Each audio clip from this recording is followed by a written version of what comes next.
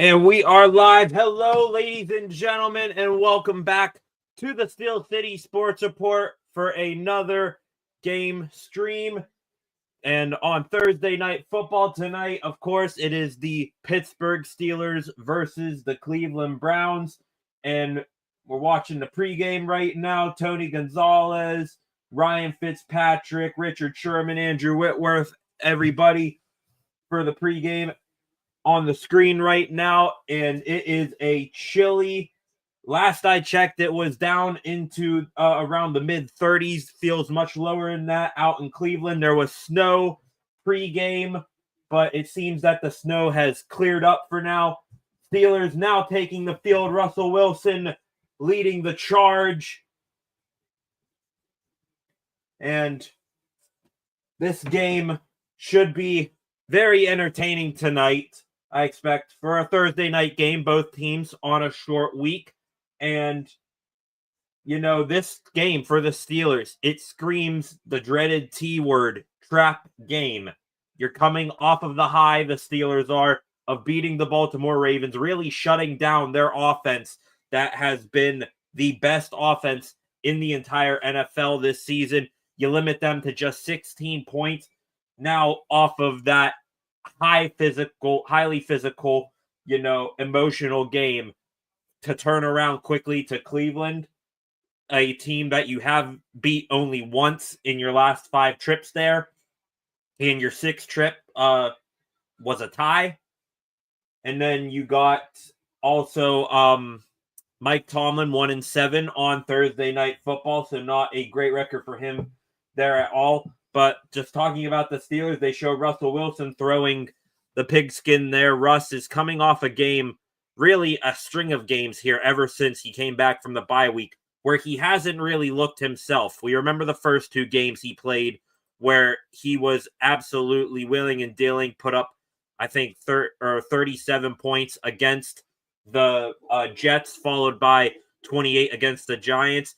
And then really from there on, it hasn't been that pretty of a performance from him in the recent weeks. And moving on to the running back position, Najee Harris and Jaylen Warren, they are going to, I think, get a very heavy workload here tonight. The cold temperature and a Browns defense that really isn't all that strong against the run this season. So I expect maybe Jaylen more than Najee, if I had to guess, to get a big pop in this one. And as for wide receivers, we'll see how much they throw. I know that maybe their secondary hasn't been performing as well as they look on paper this year, the Browns have, but they still have a formidable duo at corner in Denzel Ward and Greg Newsome. And George Pickens, one of those 2 guys is going to be on George Pickens all night long. So let's see how they spread the wealth. I think we're in for a big game for one Pat Freiermuth and Darnell Washington. We have a better matchup, our wide receivers against their corners. Not really liking that matchup. There's a better matchup with our tight ends on their linebackers. So expect a big game from tight end Pat Freiermuth. And when you're not throwing to George Pickens, I would really love to see Mike Williams get more involved in this offense. After playing 9 snaps, he got a touchdown against the Commanders 2 weeks ago.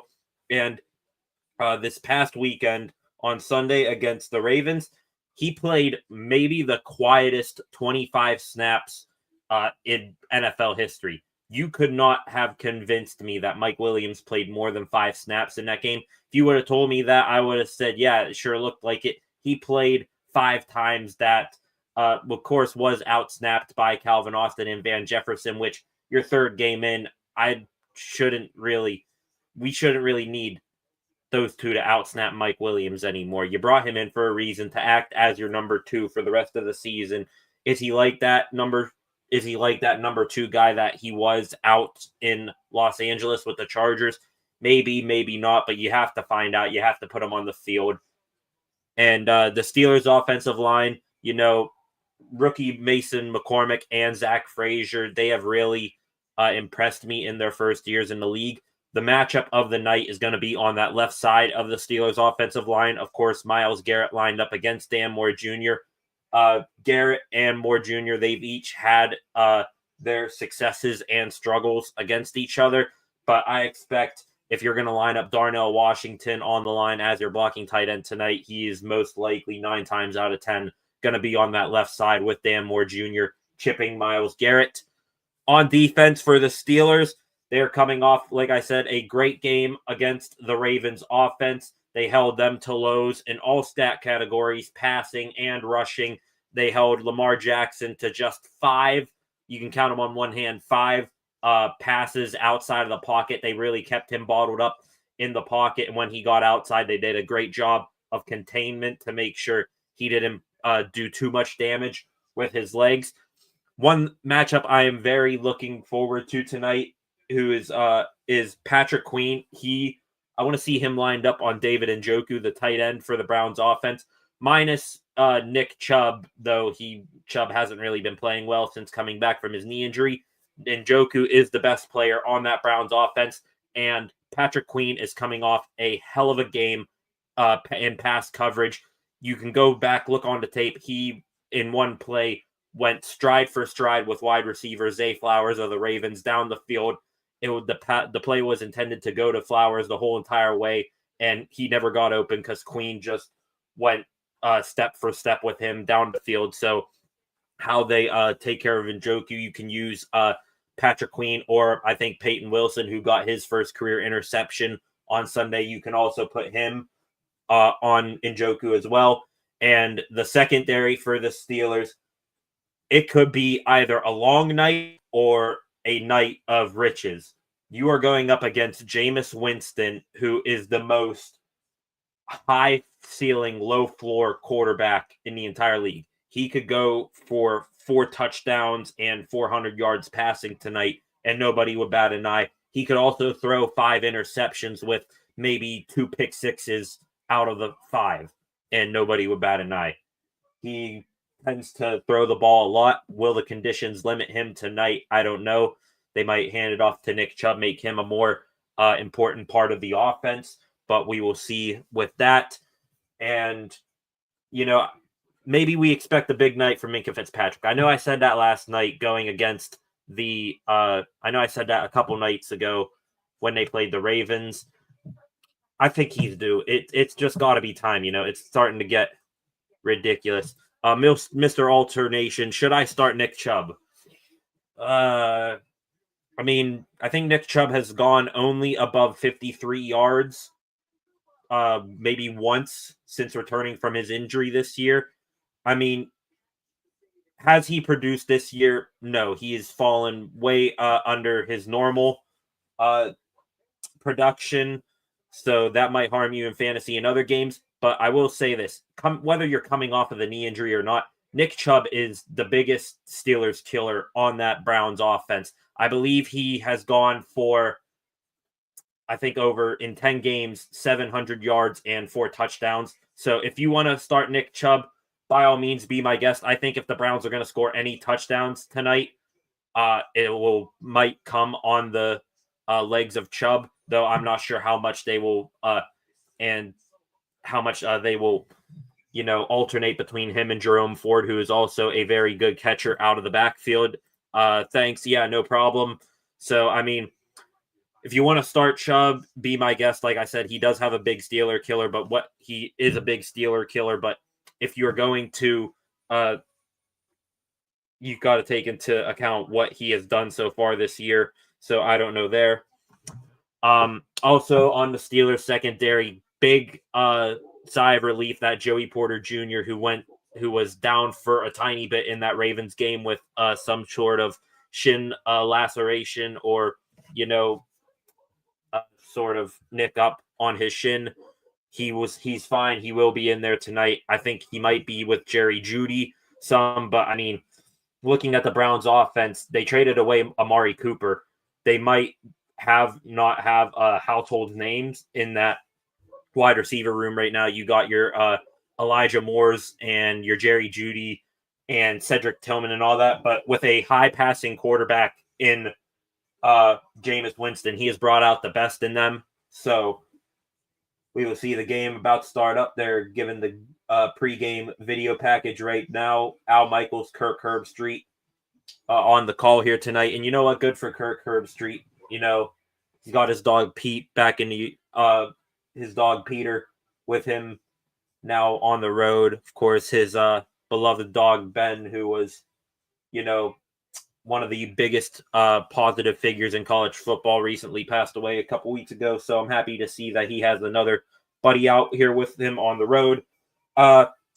Just want to get a quick few tidbits in here for the Browns. Like I said, Jameis Winston has a very high risk, high reward style of play to him. He's actually, you know, no matter how he performs, it's going to be, you know, 10 times better than what Deshaun Watson has been for the Browns. Had Deshaun Watson been starting in this game for the Browns, I wouldn't even have, you know, any worries at all, just because Watson has been so bad ever since they brought him there.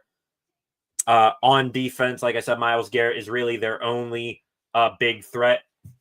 They are down their top linebacker, Jeremiah Owusu-Koramoah, to injured reserve. So they are left with Jordan Hicks, who's a decent linebacker, and they are left with Devin Bush, the former Pittsburgh Steelers first-round pick.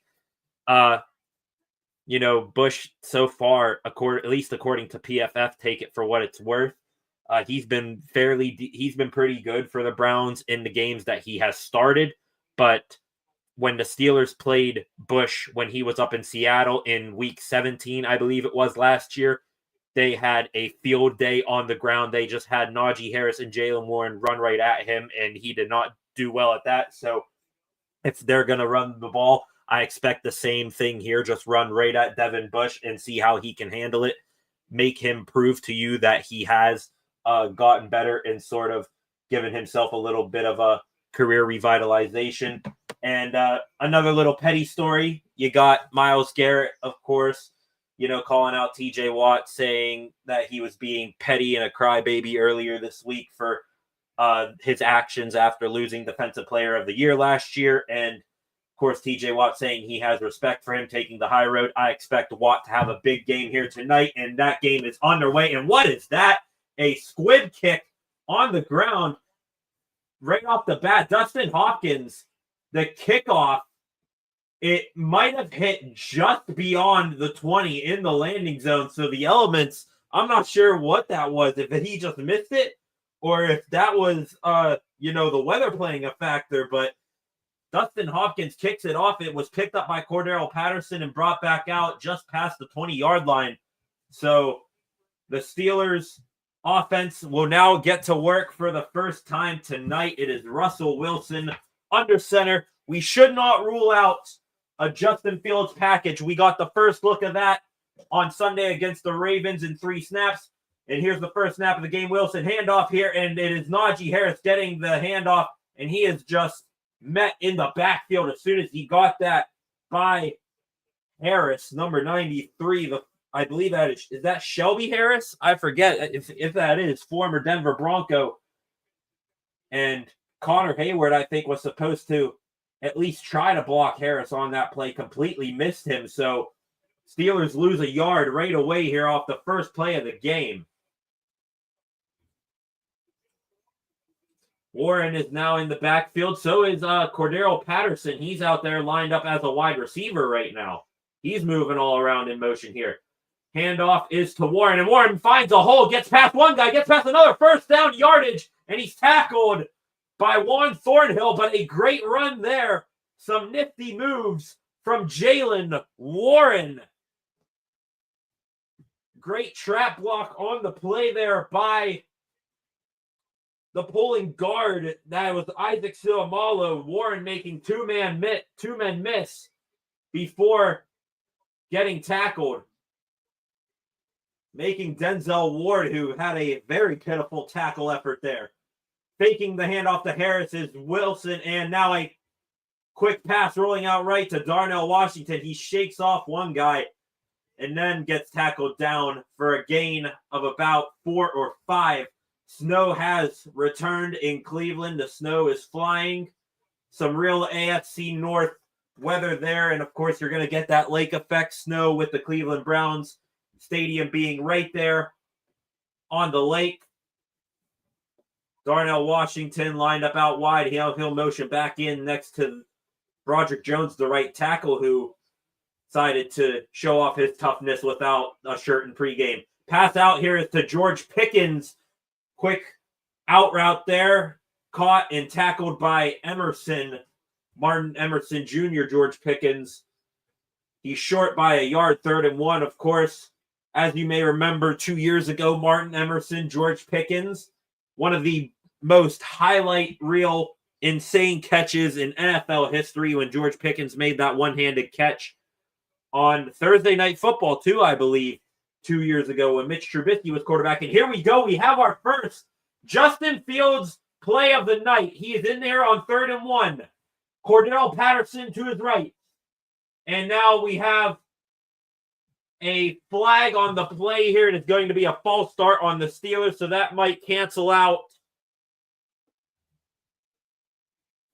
That was on Darnell Washington, the flag for a false start, so that was it for that play for Justin Fields. We might see more of a rotation. Like I said, Justin Fields was in for 3 plays against the Ravens.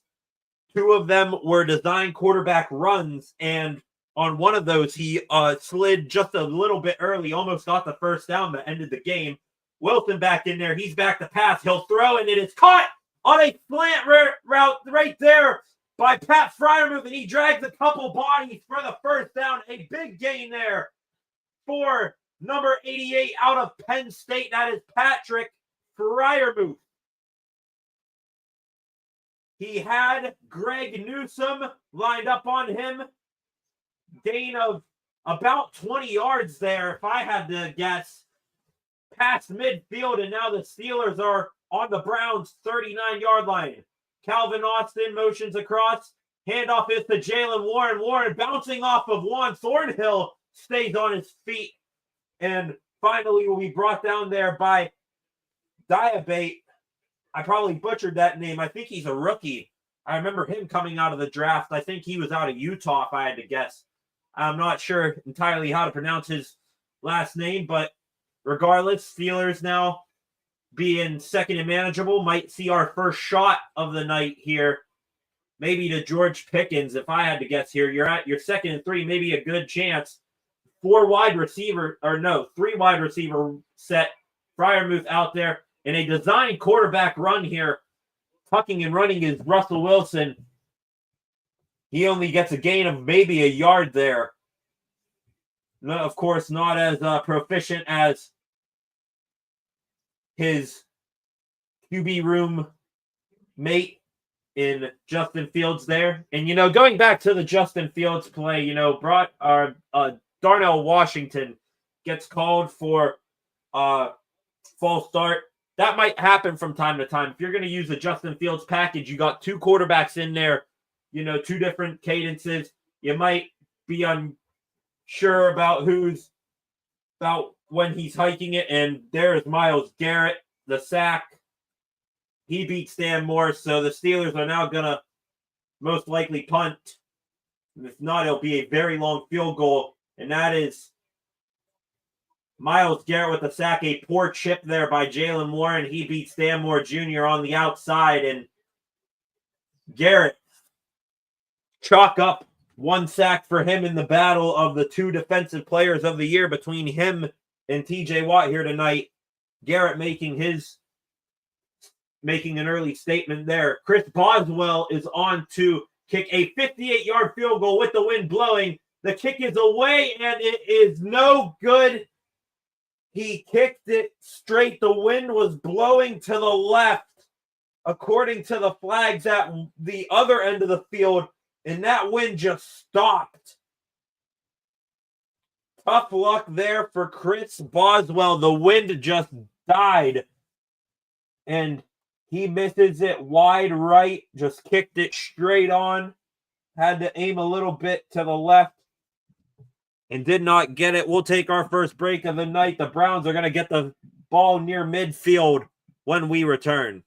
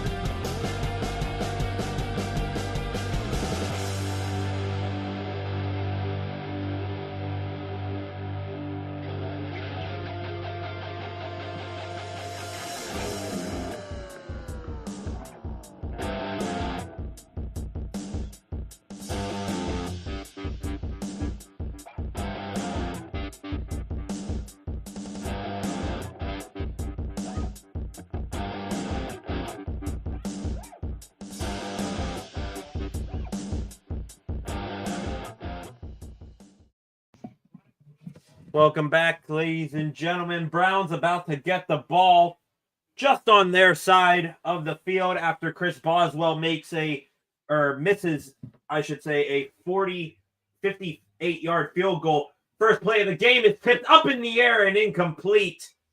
Jameis Winston looking for David Njoku, his tight end, who was running out in the flat. That pass was tipped by someone on the defensive line, and it fell incomplete. 19 of you in here. I just saw 20 of you just a second ago. Please be sure to like, comment, and share this stream. Handoff here is to Nick Chubb, and Chubb runs into a couple of bodies, Cam Hayward and Peyton Wilson, to say a few, and Wilson flings down Nick Chubb there just a little bit after the whistle. Browns offensive line looking for a penalty there. They will not get one. Like, share, and comment on this video. If you comment in the live chat here, I can pop those up and we can have a dialogue. Also, please subscribe to the channels. We are trying to reach 200 subscribers tonight, currently sitting at 188. So trying to reach 200 subscribers tonight. I will appreciate it. Flags fly, and it looks like it's going to be on the Browns offensive line. The camera is panning to their all-pro guard, Joel Bitonio, and it is Bitonio. So, a incomplete pass, a run by Chubb for a minimal gain, and now a penalty here pushing the Browns offense the wrong way. Should be noted, Jermaine Afidi is their starting left tackle tonight for the injured Jedrick Wills. Pass is short here to Jerome Ford. He is wrapped up by a duo of Steelers. That is Patrick Queen and Cam Sutton. Sutton just recently returning to play after the bye week. So the Steelers defense on the first Browns drive of the game forced a 3-and-out. Cody Bojorquez, the punter for Cleveland, is now on to punt. It will be Calvin Austin, the third, back to receive. Bojorquez's punt is away, and that one is heading right out of the sideline, and there's a flag there just about where the... And now we got some pushing and shoving on the sideline here. Some more pushing and shoving. No, nothing really out of it. There's a flag down here. Let's see what the flag is.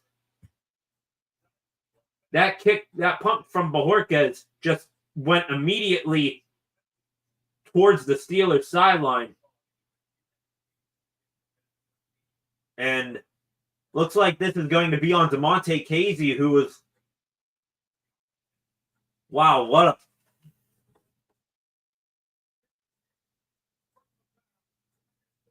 So it is an unnecessary roughness penalty on DeMonte Casey. He was lined up as a outside protector on that play to go with the gunner up the field. He pushed the Browns gunner all the way to the Steelers bench on the sideline. So that's why a bunch of bodies were congregating over there. So the Steelers, after a not so good Bojorquez punt for the Browns, they're going to march backwards a bit with that penalty. We'll be back right after this.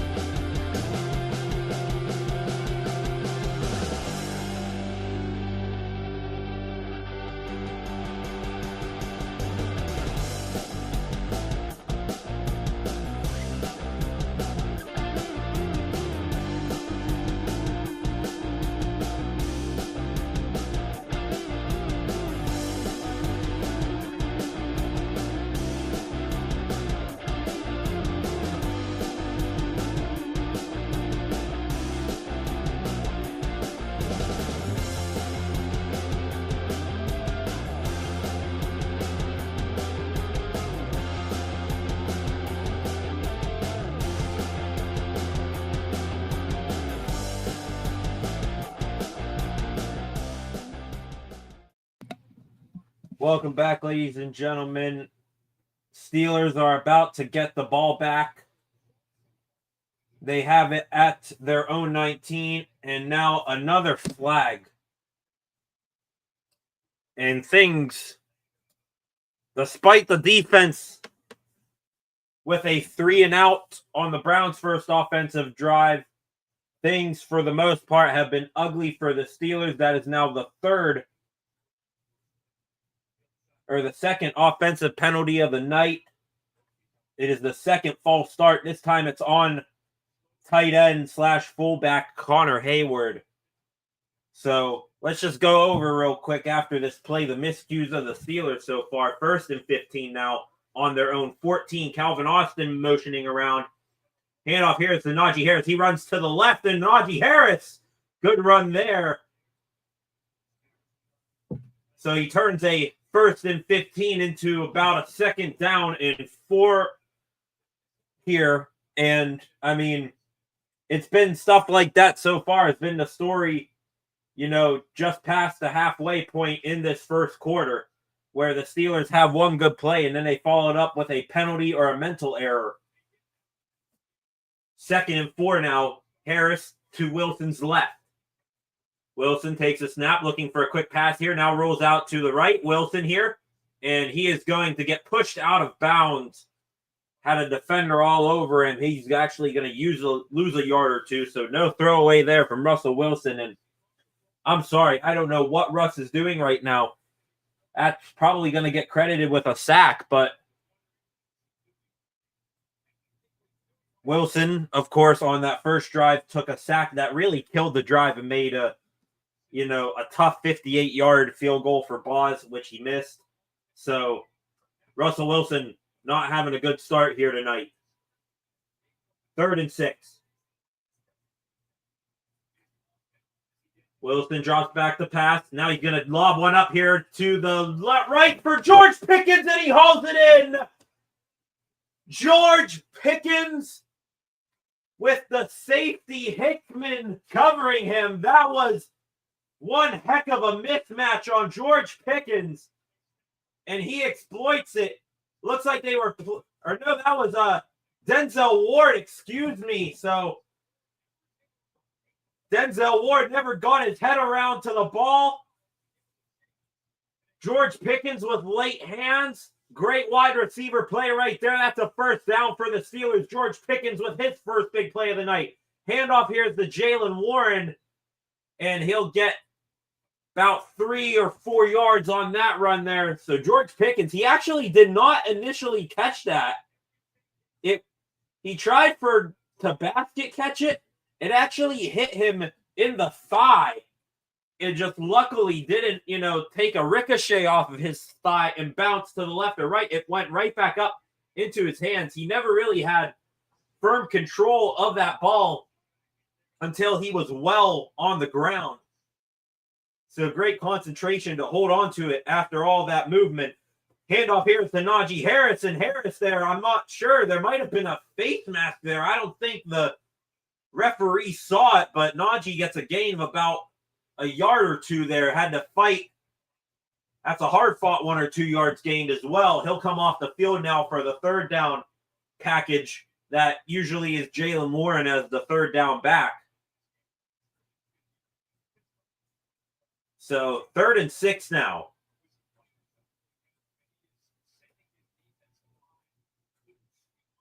Jim Schwartz, of course, the Browns defensive coordinator. He's had some success against the Steelers in the past as DC.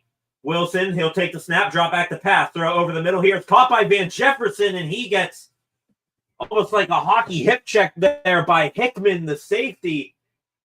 He's going to be short by about a yard, so let's see what the Steelers decide to do here. And now they are going to go for it. Justin Fields is entering into the game now. 4th down and 2. Justin Fields enters.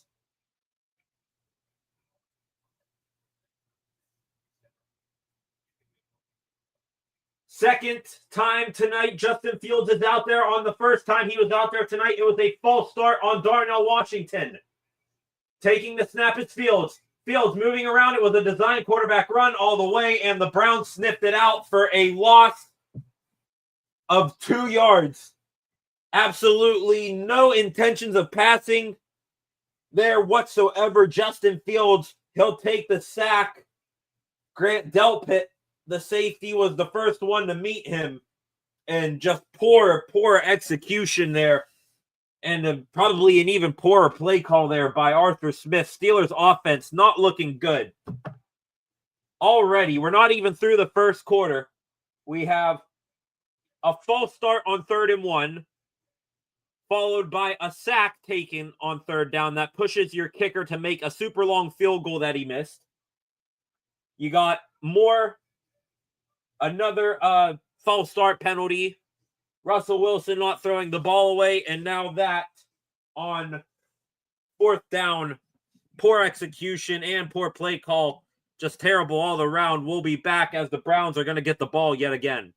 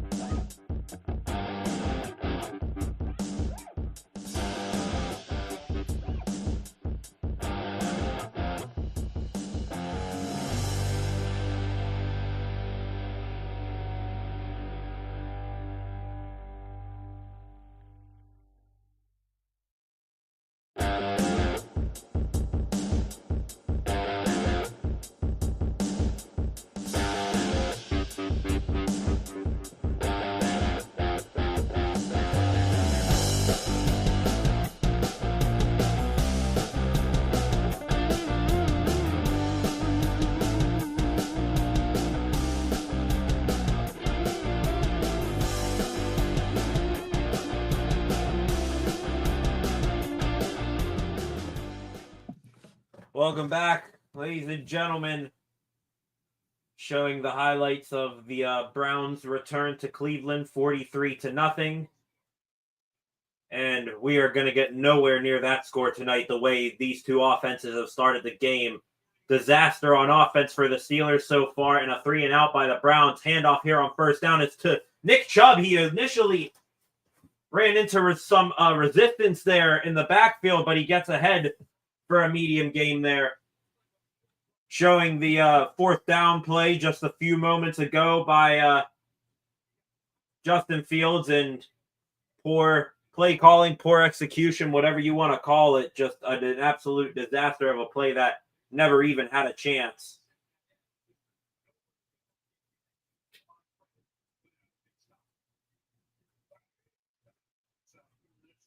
Handoff here is to Chubb again. He'll run forward, but is going to meet that is a Landon Roberts there. Only gets about 1 yard or 2 on that run. So 3rd and short coming up for the Browns.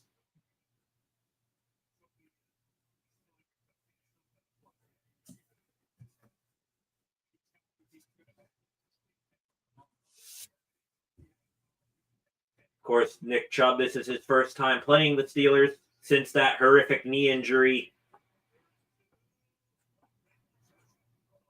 a little while ago. 3rd down pass here to Cedric Tillman is incomplete. So the Steelers, once again, their defense seeming to be the only competent unit right now. They look like they're heading for another 3-and-out here. Great coverage all around, and Cedric Tillman was open there for that catch, but Winston threw it to his right. He had a tough try to haul that one in. Cody Bajorquez here on the kick, and that ball is going to check up at the 10-yard line. So after a horrific punt by Bojorquez the first time. This punt is much better. It's going to down the Steelers at their own 10-yard line. So looks like the Steelers offense that has had trouble to start this game is going to have, not so ideal field position here. Once again, while we're on break, I'd appreciate it if you all like and share this stream and comment. You can comment in the live chat. I can pop those up on the screen right here, and also subscribe to the channel if you haven't already. We are at 198 subscribers, trying to make it to 200 before tonight's stream ends. 201 left in there. Russell Wilson back in there. Mike Williams, a late addition here to the huddle. Heavy tight end set here. Michael Pruitt out there. 3 tight end set. Wilson takes the snap, hands it off to Najee Harris running to the right. He's going to push ahead for about 3 yards there. So the Browns having much more success in stopping Najee Harris in the running game so far tonight than they are Jaylen Warren. So far tonight, already 4 penalties.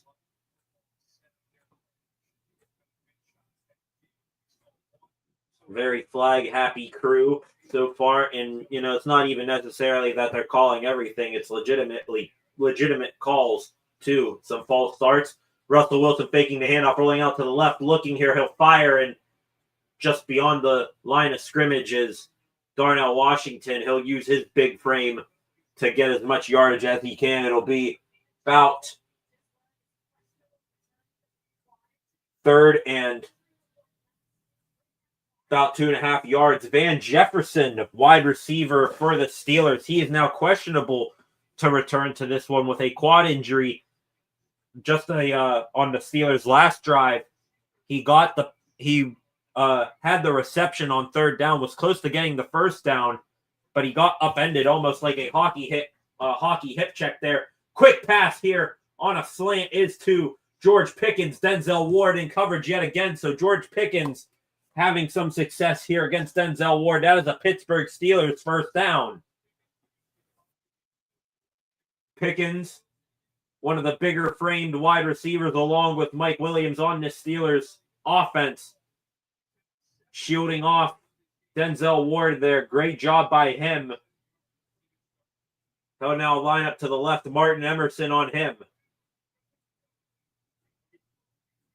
Russell Wilson communicating with his offensive line.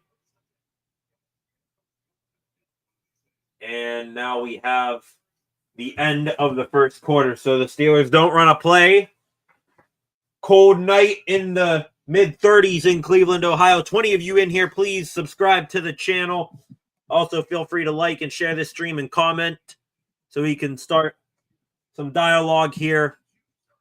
And we'll be back in a matter of moments with the second quarter. Nothing.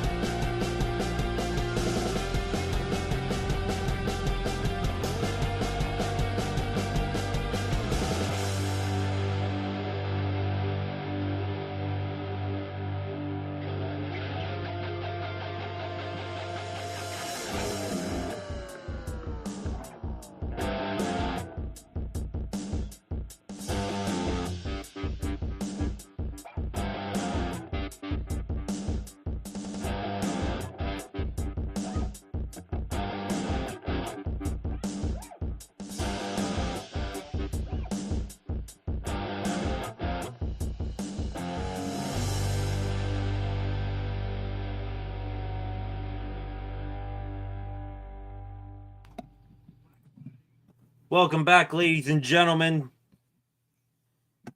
to Steelers versus Browns, which was filled with the most exhilarating, exciting first quarter of play.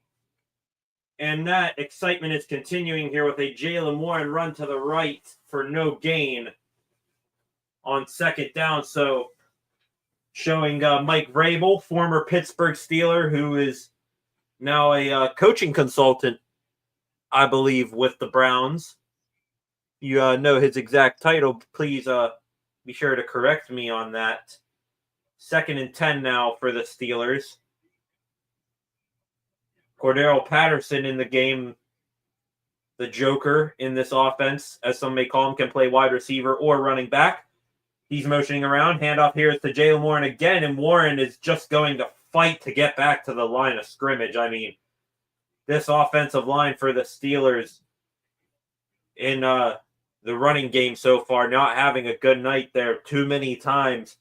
Almost shades to Matt Canada's days as Steelers offensive coordinator. Of course, we always remember how often the Steelers running backs would get met in the backfield, you know, as soon as they got the ball. I mean, there's been a handful of occasions that's happened already tonight. Of course, 1 year ago today being the firing of Matt Canada, which was a, you know, I know a guy's losing his job, but for Steelers fans, very joyous. Russell Wilson's going to chuck up a deep ball here, and it's for Calvin Austin. Caught and down deep in this Browns territory. A Russell Wilson moon ball down the middle of the field. Calvin Austin working on the safety del pit. It was underthrown a bit by Russ. If that's a little bit more out in front of him, that's a touchdown. But regardless, a massive play there down inside the 30 of the Browns. Handoff here to Najee Harris. Harris got tripped up by Juan Thornhill. Stays on his feet. Wish he'd just rather have gone down. He's going to take a loss here. Now he fumbles in. It's thankfully fell on by Russell Wilson. Now some pushing and shoving here after the play. Michael Pruitt getting into it with Juan Thornhill.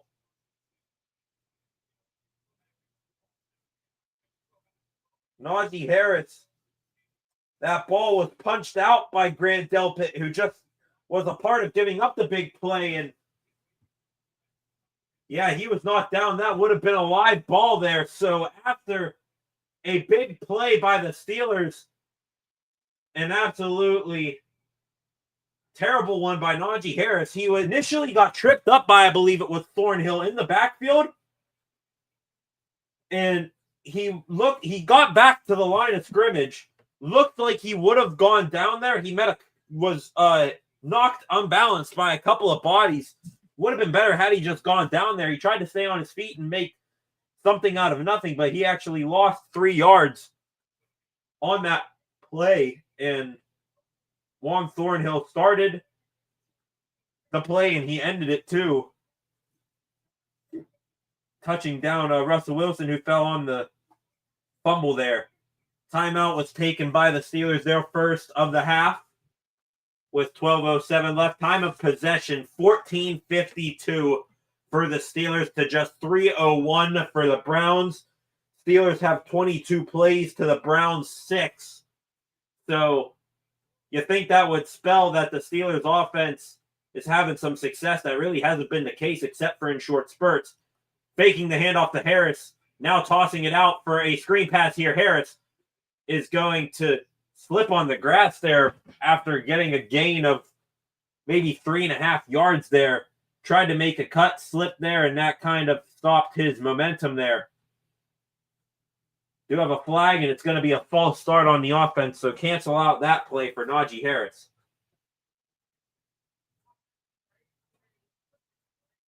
And never mind, that is not a false start. That is an illegal formation on Connor Hayward, who they say was covering up Darnell Washington. So, yet again, another offensive penalty for the Steelers. And they are lucky that their defense has bailed them out with 2 3-and-outs to start this game, as they very well could be against a, competent offense on the other side be very much, down, who knows, 7, 10, 14, nothing right now.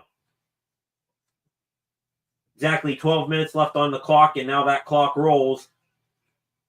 Warren at the left hip of Russell Wilson, taking the snap, looking to pass. Wilson now tosses it out here. His safety valve, Jaylen Warren, runs back towards the middle of the field. Only ran horizontally, could not get vertically there up the field. And the Steelers are going to bring out the kick unit here. Chris Boswell trying to break the deadlock here, and the wind is blowing. Lots of wind on this kick. He missed from 58 yards. This one a little bit closer from 43, but that wind is howling at one end of the stadium, but not so much at the end Boswell's kicking towards. The flags now move a little bit, and now Boswell's kick is good, but there's a flag down. The Browns were pointing. And a false start on the Steelers. Are you kidding me? This is an absolutely sloppy game, and it's on Captain Cam Hayward. And I don't mean to lip read there, but I'm pretty sure Mike Tomlin on the sideline there, with them just showing him there, just said, what the F are we doing, followed by an oh my God at the end. So back him up 5 yards now, a 48-yard field goal, the wind blowing towards the left a good bit. Kick is on its way, and that wind did not carry the ball as much as Boswell may have thought, but nonetheless, it just gets inside the upright. So clean hold there by Cortlis Waitman. I'm not sure if he may have had an issue with that on the first kick of the night, but the Steelers finally break this deadlock. They get that goose egg off of the board, and the Steelers take their first lead of the night, 3-0. We're going to take a break. We'll be back here in a minute. Please be sure to subscribe to the channel, trying to make it to 200 subscribers tonight. We are officially at 189. Please subscribe. Also, feel free to like, share, and comment in the live chat. We'll be back in a moment.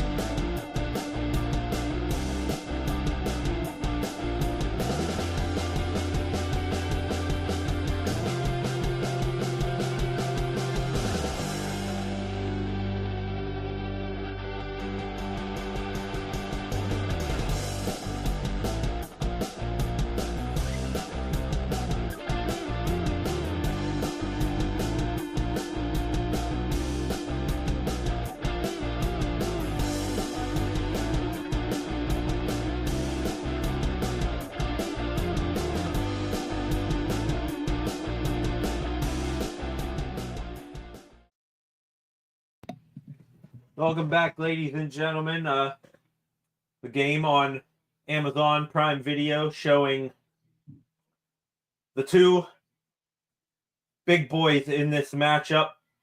Superstars. TJ Watt for the Steelers, Myles Garrett for the Browns. Of course, same draft class, but at opposite ends. They were drafted in the first round, and the kickoff here is fumbled in the end zone. And It's going to be a touchback. Jerome Ford, the returner, the ball went through his arms and into the end zone.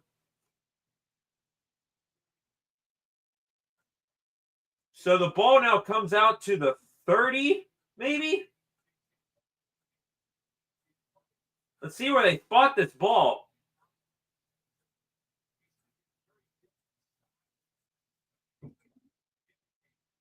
And the ball will come out to the 20. So it will not come out to the 30 like had it just been a normal touchback through the back of the end zone there. But, yeah, now they're showing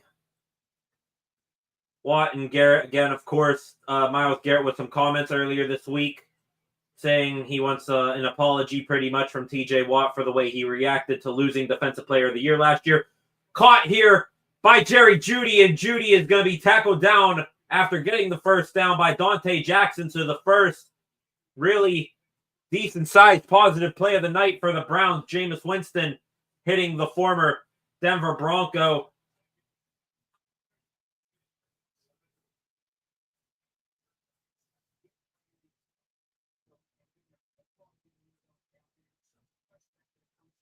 And, yeah, they're just giving more clarification on the touchback there. So the ball now, after being at the 20, they get the first down. It's up near the 36-yard line here. Another quick throw there from Winston to Jeudy. He's this time wrapped up by Joey Porter Jr. Gain of about 8 yards there. It'll be second and short. So Jameis Winston with back-to-back completions to his top wide receiver right now.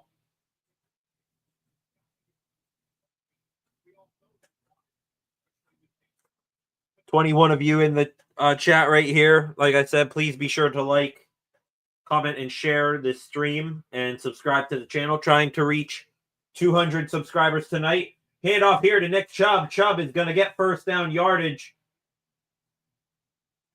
and be tackled down at about the 40, somewhere between the 47 and 48-yard line. They're going to give him the 48, it looks like. So real quick pan of the camera to Russell Wilson on the sideline. The Steelers offense not starting off this game good at all. Too many penalties and sacks taken by Russell Wilson already in this one. First and 10 from the 48.5. Faking the handoff is Winston. Winston throwing over the middle. It's caught by Jerry Jeudy again. So Joey Porter Jr. upset with someone or himself there, maybe looking for a flag there.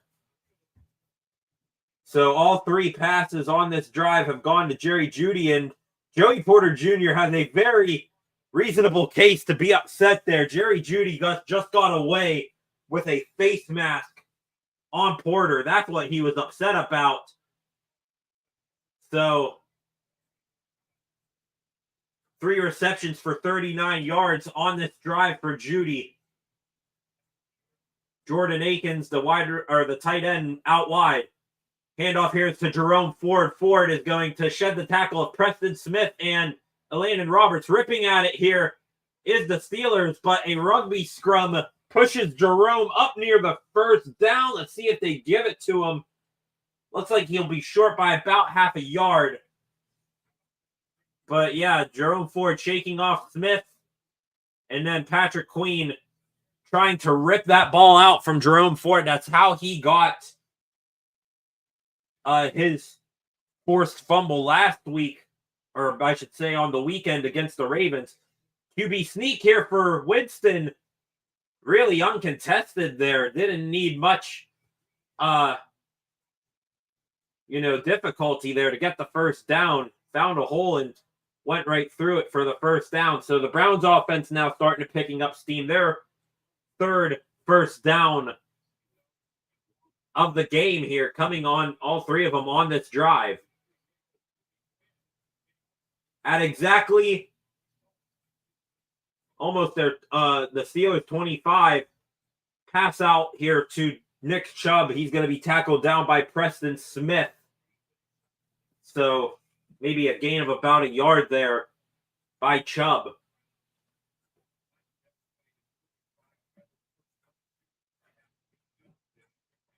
showing Browns offensive coordinator Ken Dorsey, who was, I believe, formerly in Buffalo with the Bills.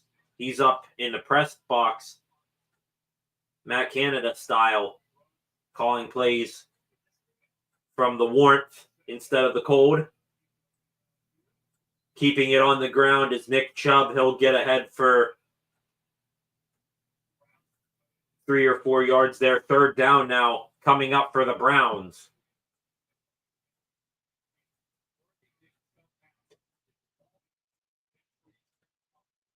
Six minutes left in this first half. 3rd and 7 now.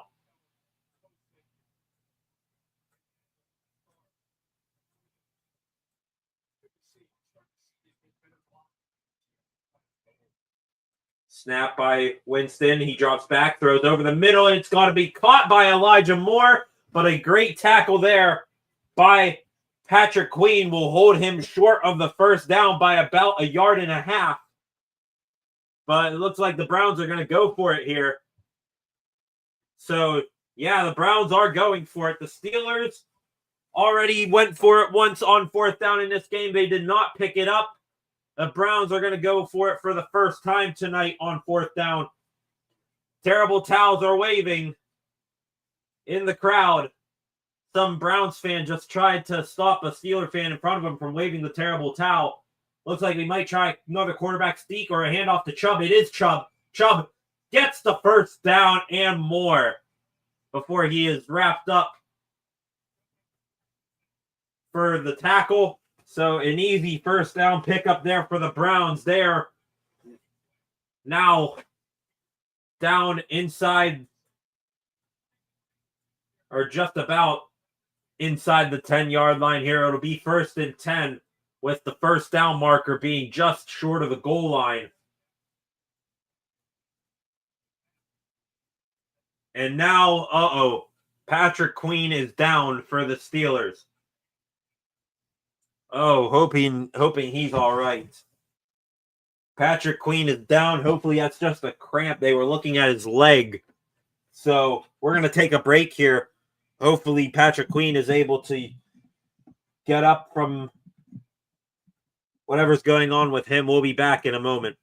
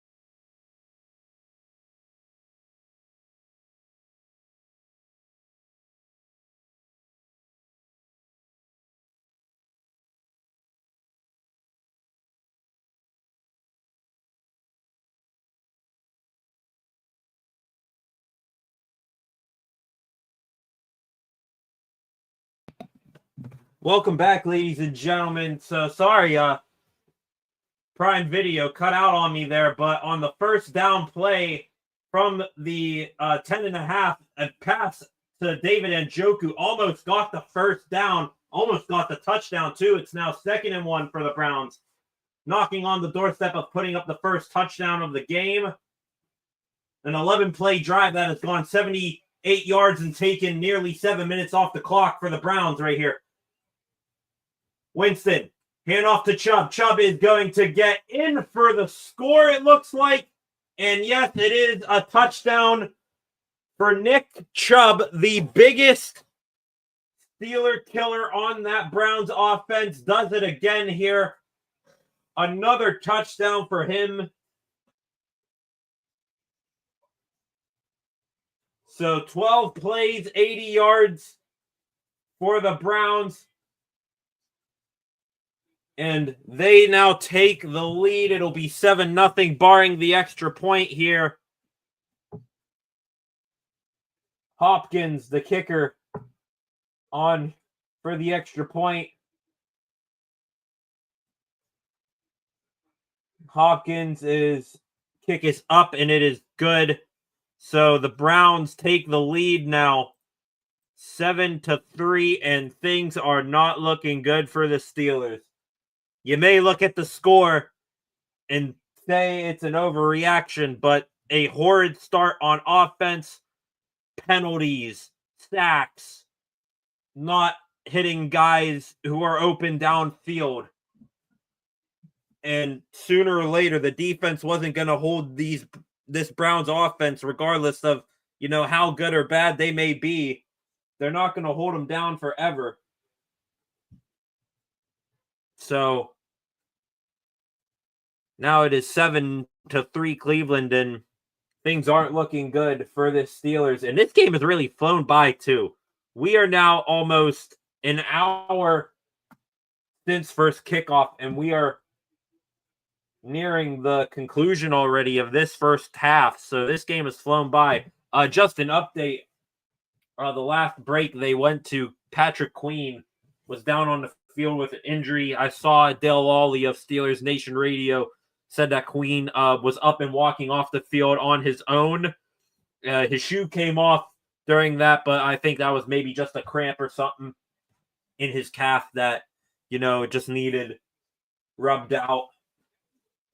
So I think he might have actually been in on that extra point play there, and maybe one of the plays at the end of that drive, but I wasn't really looking for him. So now Hopkins will have his second kickoff of the game.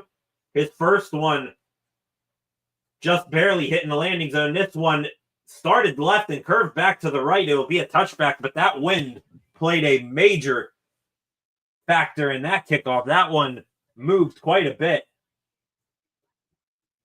So Steelers offense about to start their fourth drive of the ball game. And we got a missed 58-yard field goal.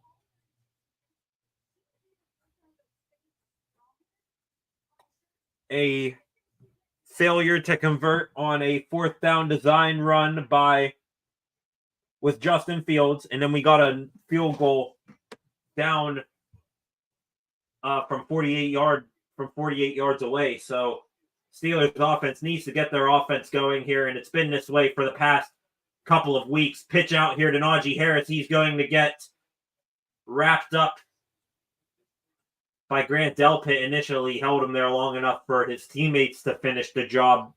Minimal gain there for Najee Harris.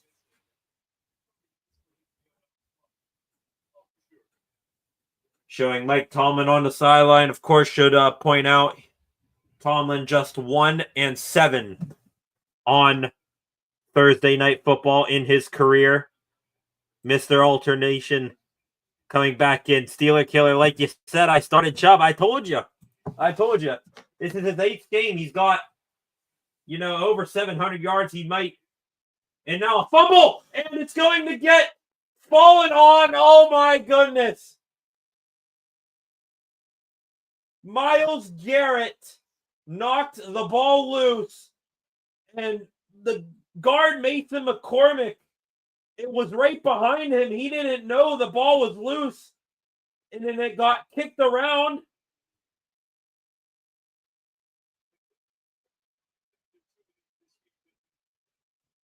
And the Browns recover. Myles Garrett on the sideline said something who. Garrett swatted the ball free. Wilson tried to fall on it, and then it went right to number 59. Who is that? Is that Reed? I believe he's a backup linebacker there, but poor job by Russell Wilson protecting the ball there. He held it right here for Watt to swat at it, and it went loose. Now Jameis Winston, he will throw, and it is caught there by Elijah Moore. Jameis Winston improvising a bit on that play, hits Moore. Did he get the first down there? It was close. So Myles Garrett just absolutely decimating this left tackle, Dan Moore Jr. to start 2nd and 1 officially on that one. Now we got a Browns fan in the chat. Don't forget about us Browns. We are that team. Yeah, it's all that. Still a long game there. I'd honestly start thinking it might be time for Justin Fields. Like, Russell Wilson has not been all that for the past couple of weeks now. You put up, what was it, 37 points against the Jets. Then I think 28 apiece against the Giants and Commanders. But it's been a steady decline for this Steelers offense. And here I am making the joke. I thought we fired Matt Canada. I thought we fired him a year ago today. Turns out that might not be the case. Myles Garrett celebrating on the sideline still. They're going to take a break. We'll be back. Steelers got to figure out a lot of things in a hurry so I can get this Browns fan out of here. Start chirping his way. We'll be back in a moment.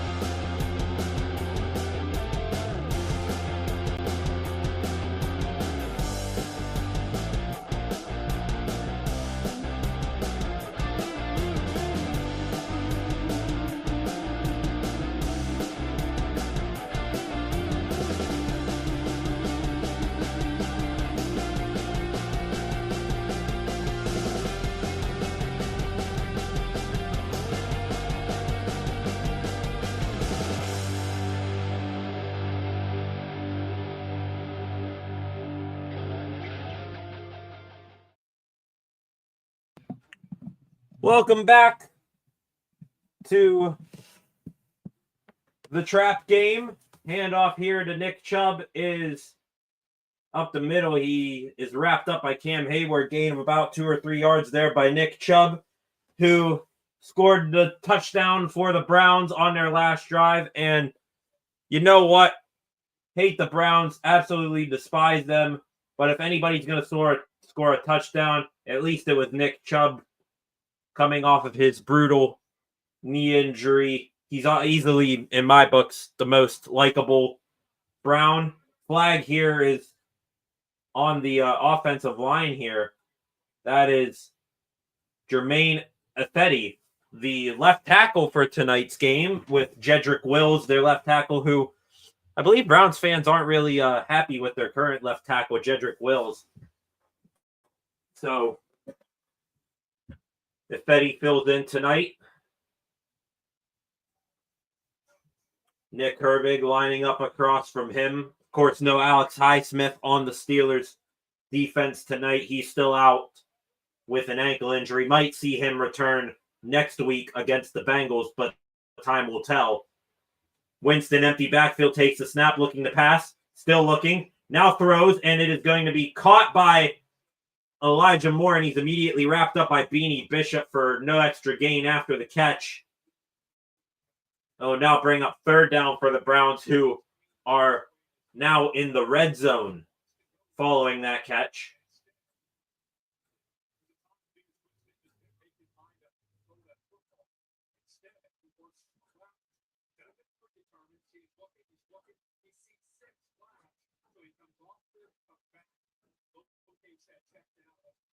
Jameis Winston was given all sorts of times to make a play there. And now another timeout here. That was a very late timeout. I was wondering what was taking so long to get to the next play. It's a timeout taken, the second of the game, by Pittsburgh with 1:27 remaining.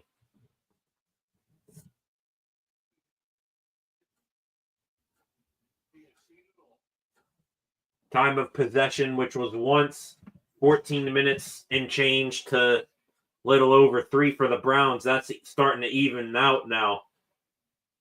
Browns up to 11 minutes in time of possession now in the game. 3rd and 7. Handoff here is to Chubb, or is that Ford? That is Chubb, but he got tripped up behind the line by TJ Watt. Just got back to the line of scrimmage. And now 4th and 6. Field goal unit is on the sideline. They are lining up for a play here on 4th and 6. Let's see if they run a play. This is most likely to try to get the Steelers to jump off sides. Play clock is at 14 here. Winston audibling. Steelers not jumping. 6 seconds. Cam Sutton thought maybe somebody jumped. And now a timeout is taken by the Browns. So their attempt to get the Steelers to jump does not work.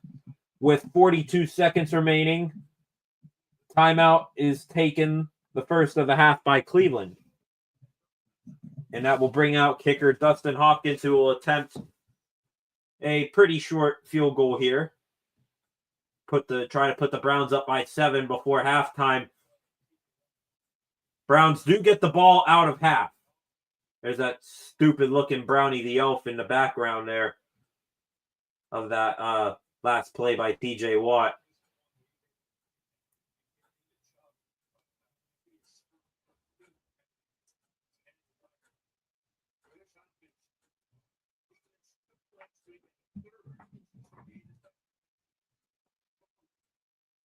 Now Hopkins does line up for the field goal here. 34-yard attempt. Bajorquez the holder.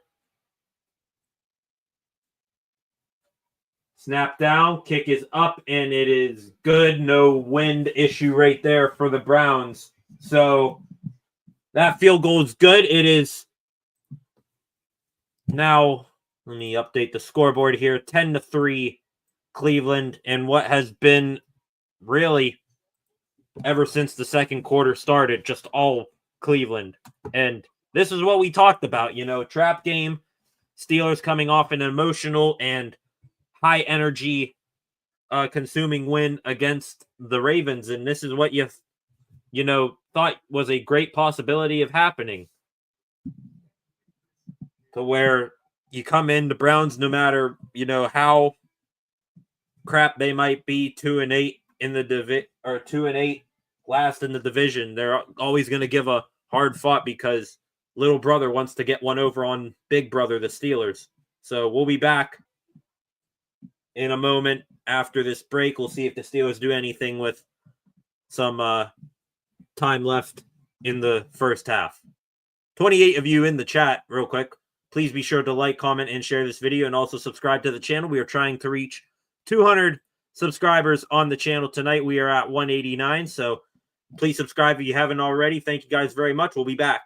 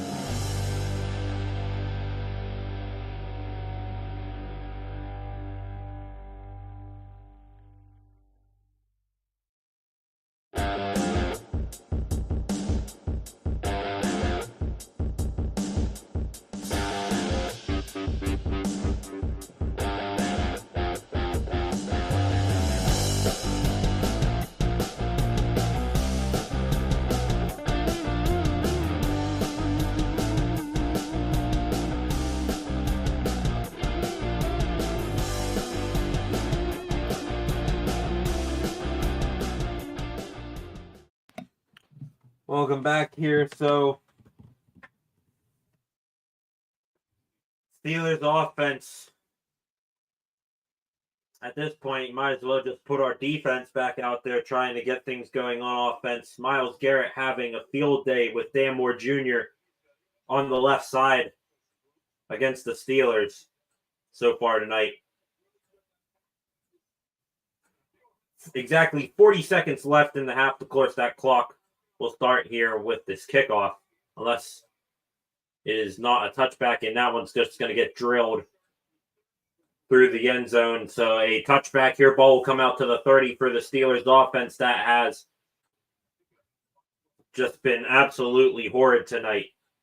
There have been tiny little spurts of goodness, brief commercial breaks of happiness, followed by your regularly scheduled programming of just penalty calls and sacks and carelessness with the ball.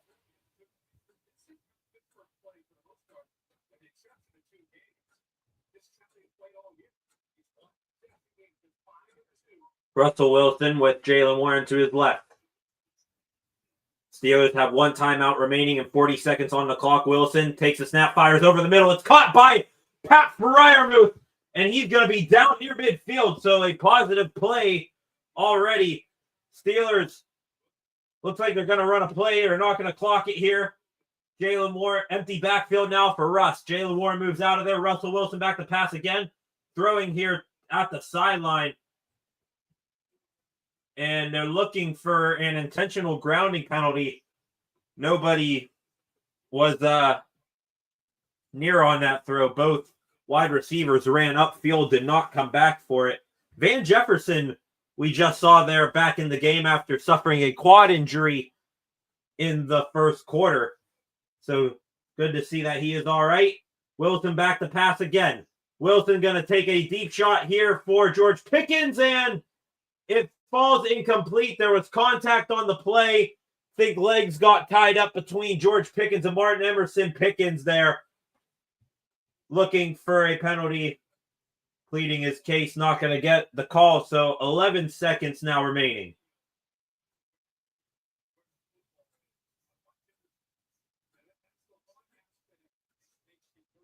Emerson turned around, and Pickens looks like his knee collided with the back of the leg of Emerson, so it fell incomplete. Wilson takes the snap again, looking, and he's going to get sacked.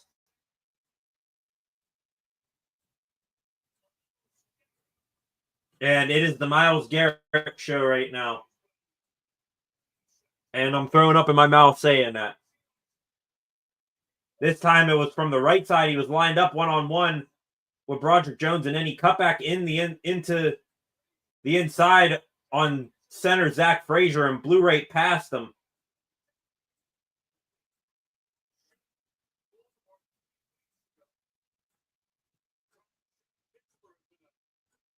And that is halftime.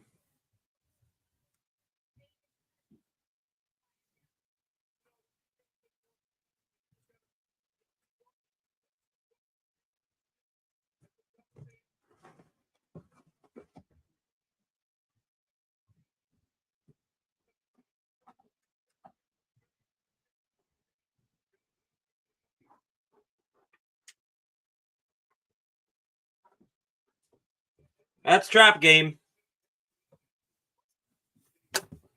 Maybe I'll be back after halftime because this is just going the complete and total opposite way. There's your trap game. 2-8 Browns. Man, this light is not doing me any favors. Oh, there we go. Just got back away from it a bit. We're going to halftime. We'll be back. Maybe. We'll see. Let me do this first. There we go. Oop.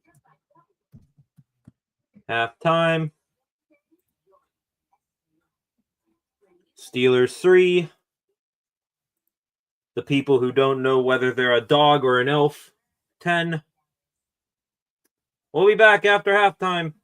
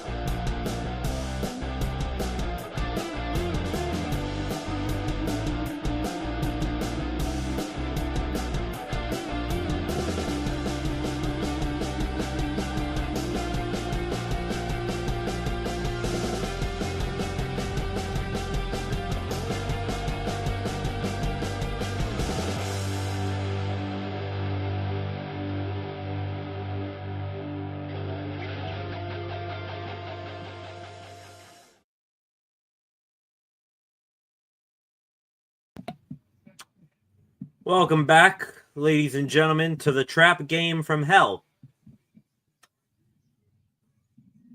We knew that this was probably going to be like this. Steelers coming off of playing the Ravens, an emotion, energy, draining win. You turn around on a short week to a team that when they play you every year, it's their Super Bowl. And little brother is currently winning 10-3. Lights are red. So we are at DEFCON 1 with this offense that has had spurts of success, but penalties and fumbles and sacks and all that, it's just made this one a slog. Kickoff is away and will go through the back of the end zone for a touchback. So the Browns offense is going to come back on the field and quite possibly could go up 17-3 if they want to. And story of the night for the Browns. Myles Garrett has pretty much taken my video from yesterday and shoved it in the toilet.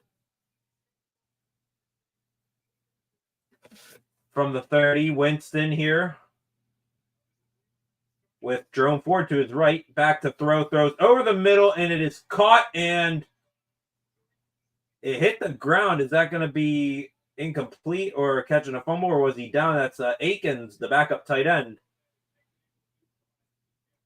course, they've been chipping TJ Watt all night long, putting 2-3 guys at a time on him.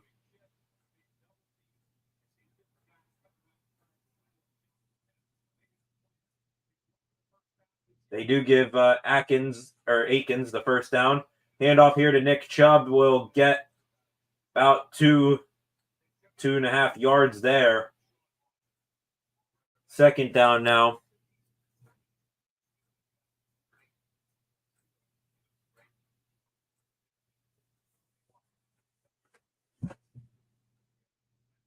I mean, I can't say watching this game that I am necessarily shocked, just disappointed. This was the trap game. Everybody in Pittsburgh called it. Winston faking the handoff. He's going to now scramble up in the pocket and throw, and he hits Cedric Tillman into Steelers territory. He fumbled, no! It's picked up by Dante Jackson! And they whistle it down. Dante Jackson picks up the fumble. I just hit my mic. Deshaun Elliott knocking the ball free from Cedric Tillman. I believe the former Tennessee Volunteer, if I remember his college correctly. And that is the play that the Steelers needed to turn the tide, at least try to shift the momentum. Believe it or not, Jameis Winston was upfield enough to where he tackled Dante Jackson down on that play. So that is the first turnover of the game for the Browns, and the Steelers now have the ball.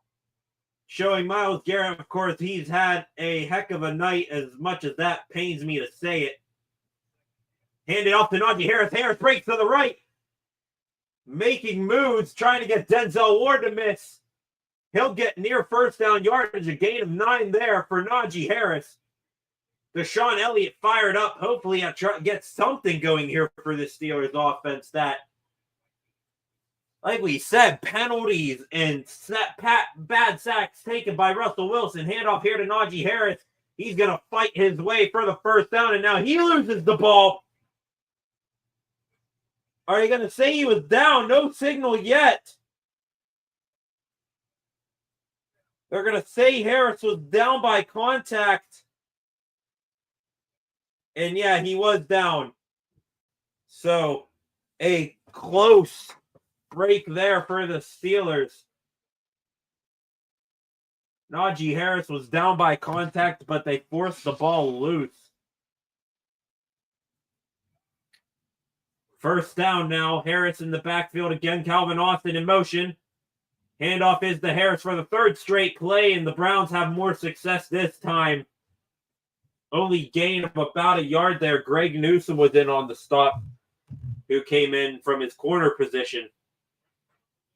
Now Jaylen Warren checks in for Harris. 27 of you in the chat. I've seen it bounce up somewhere between 27 and 34 in this one. If you haven't already, please subscribe to the channel. We're trying to reach 200 subscribers here tonight. We're at 191 right now, so just 9 away. I'd appreciate it if you haven't subscribed already to do so. You can also comment in the chat, and we can start a dialogue there. Handoff here to Jaylen Warren, running right. He gets just past the line of scrimmage. Nothing opened up for him until the very end. He'll get another minimal gain, so 3rd and long now for the Steelers here. And you got to at least try to get points out of this. This is a huge 3rd down. Your defense just gave you a little bit of momentum with the turnover, and you cannot punt it back to them just like that.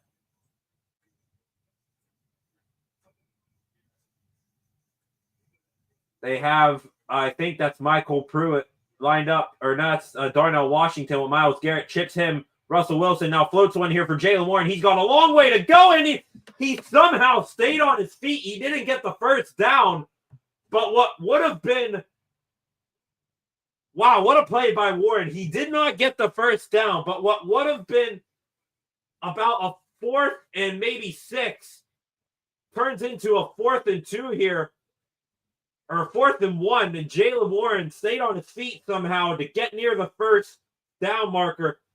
Has the Steelers at least a chance here. They're going for it on 4th and inches, and it's blown up.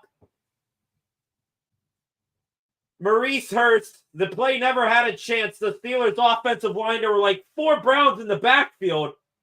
They're showing some slob celebrating in the stands.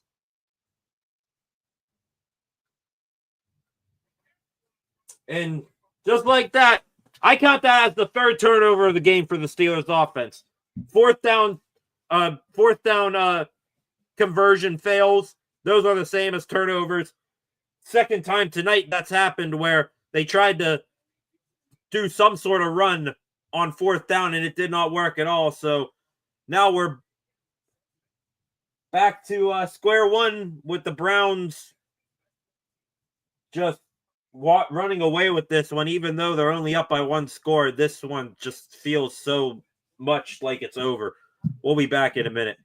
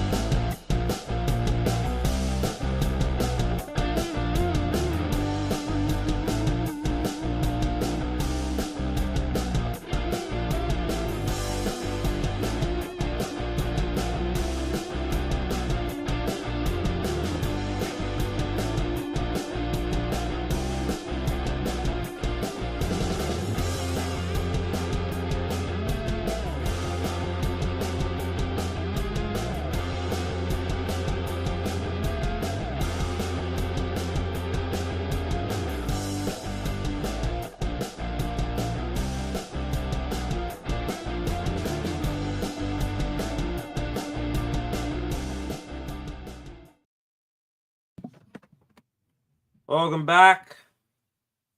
Browns have ball in Steelers territory after another failed 4th down play for the black and gold. Handoff here is to Jerome Ford. He waits and then goes forward for about 2 or 3 yards there, tackled down by Nick Herbig. And yeah, once again, the Steelers try running it on 4th down here. And there are, let's see, yeah, Maurice Hurst just absolutely gets by that one of the tight ends in there on the play. But this Steelers offense is just agony, and it's been that way for a couple of weeks now. Another run here for Nick Chubb. Gets tackled by Cam Hayward, so it'll be 3rd and medium here for the Browns. 3rd and 4 to be exactly now with 9:40 left in the 3rd quarter and counting down. Cam Hayward, his helmet actually lost most of the 9 right here on his helmet. 3rd down and 4.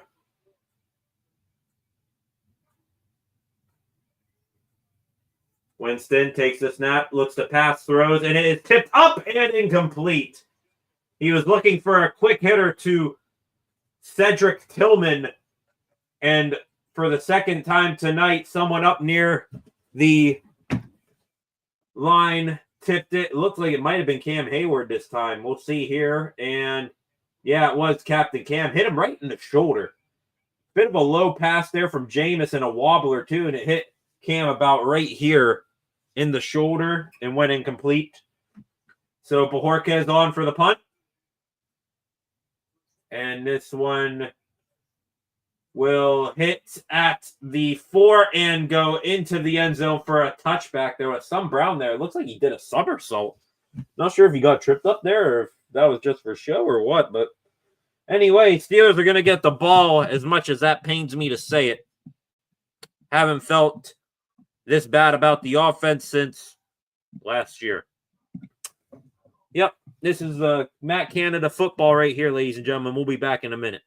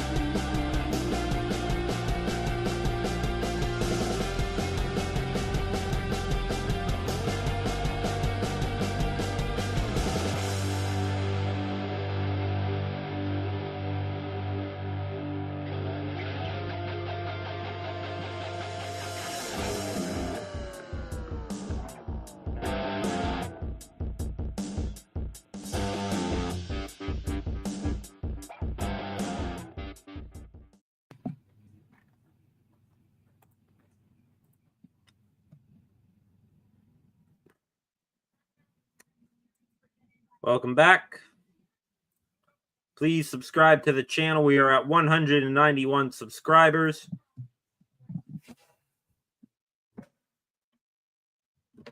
Trying to make it to 200 subscribers tonight. If you would subscribe, that would be a little bit of bring me a little bit of joy here tonight on this absolutely pathetic performance by the Steelers offense tonight. Russell Wilson takes the snap, handoff here to Jaylen Warren. He's going to run left, makes one man miss, and he will fight ahead for about 8 yards before he's pushed out of bounds onto the Browns sideline.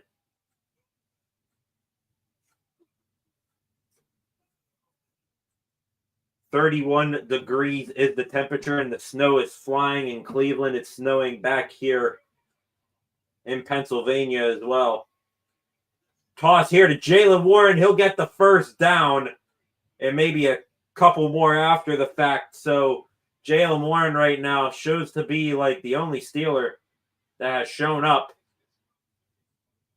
Showing the miscues tonight. Missed field goal by Boswell, which I don't blame on him. 58-yarders after a terrible Russell Wilson sack taken. Two fourth down conversions that failed, and a fumble by Russell Wilson to go along with it. Wilson now to pass. Wilson looking. He's going to get almost sacked there, and he threw it a little bit high for Jaylen Warren, and it hit a Browns defender in the hand. So almost picked there as well. And I'm to the point where you got to start seeing Justin Fields here. You want to stick with Russ and all of that, but this game right now in these conditions, if it's going to get one, you got to get your running game going. And Justin Fields is going to help with that immensely with his mobility, and especially getting out of these situations where Russell Wilson is taking terrible sacks, and he almost took one there. You got to get Fields in there, in my opinion. Wilson, handoff here to Warren. He had got tripped up there before he could get anything going, and tackled down there by Devin Bush, the former Steeler. Third down now, probably lost yardage there. It is now third down. And they officially gave Warren no gain on that run. So 3rd and 10 here with the snow. It's a snow globe in Cleveland.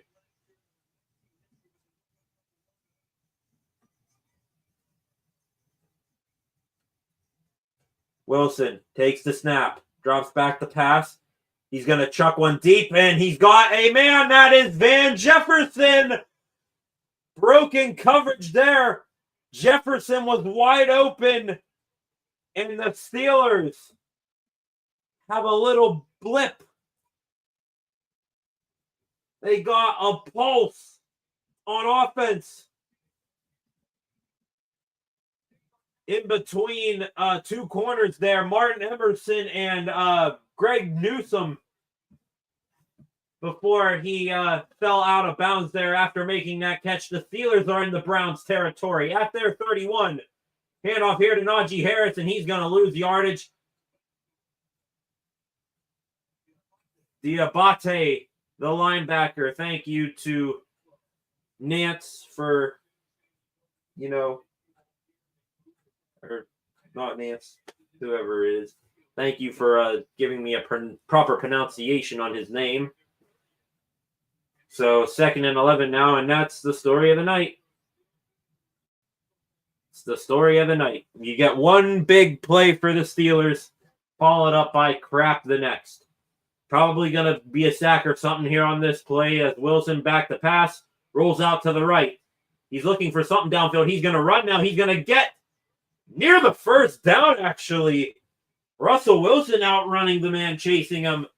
Gets up past the line of scrimmage and near the first down. It'll be interesting to see if they give it to him. It'll at least be 3rd and 1, I think. He stayed in bounds.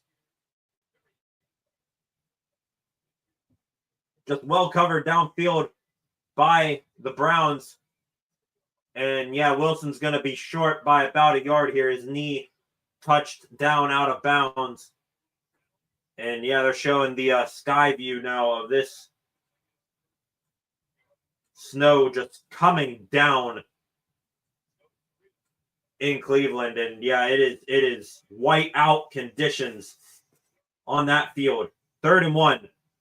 Handoff is to Harris, and Harris is going to not get to even the line of scrimmage.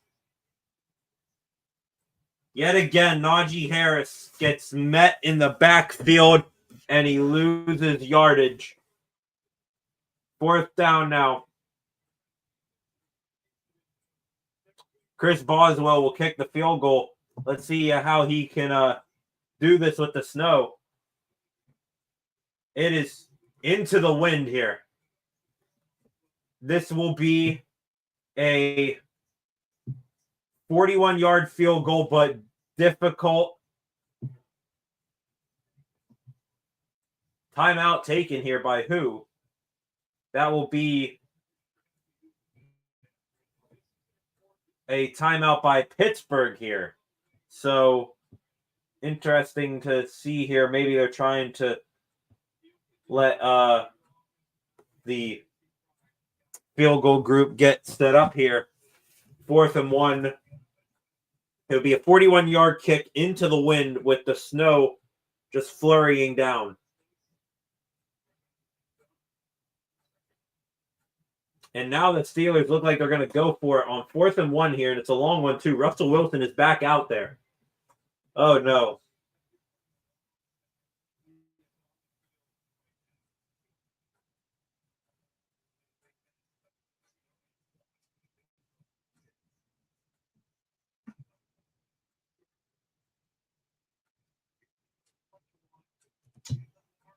Here we go. 4th and 1. And it's the longest one possible. It is Wilson back to pass. Now scrambling around. Started right, rolls to the left. Throws now, and it is caught by Pat Freiermuth. Thank God. So the Steelers do not go 0 for 3 on 4th downs tonight. Instead, they convert it with a pass to Pat Freiermuth, which I said earlier, I think this is going to be a good game for him today. That's his 3rd or 4th reception. He's having a good night.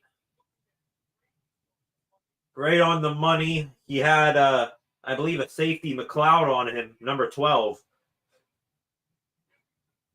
Now Wilson takes the snap, hands it off to Harris. Harris shook off of one tackle attempt, I think, by Diabate. And Najee got ahead for about 5 or 6 yards there. 36 of you in the chat right now. If you haven't already, please subscribe to the channel. We're trying to make it to 200 subscribers tonight. Let me do a quick check again here. We are at 192 subscribers. So if you haven't already, please subscribe. I'd appreciate it all. And also, you feel free to comment in the live chat here, and we can start a conversation. And now a snap is bobbled up in the air, and oh my goodness, a disaster again. The snap got bobbled up in the air. Wilson caught it, but he gets tackled in the backfield for a loss. That snap was high. Wilson thankfully got his hands on it, and it also thankfully just went just about straight up in the air to where he was able to, catch it and hold on to it at least. No turnover there, but another backwards play. 3rd and 13 now. The snow coming down. It's covering the field. Wilson, back to pass. Fires here. It is going to be caught by George Pickens, nowhere near the line of gain. So now it'll most surely be a field goal attempt here for Chris Boswell. The snow is all over everybody. It's in hair, on helmets, on visors. The field, the numbers and the lines, they are becoming more and more difficult to see here. 4th and 7. It's a 28-yard field goal for Chris Boswell from the left hash. Kick is on its way, and it is good from Boswell just inside the right post yet again. So a snow-covered Mike Tomlin looks on. The Steelers, their offense, they get points at least. 10-6 now. We'll be back in a moment after this break. Steelers defense needing to get a stop here. We'll be back in a moment.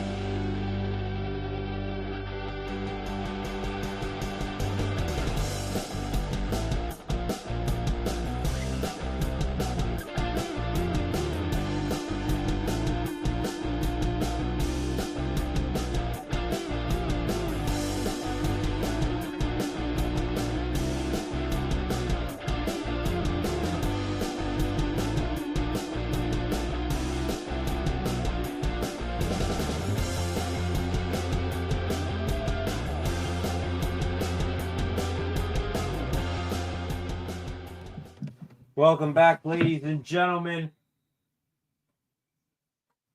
to a blizzard snow globe game.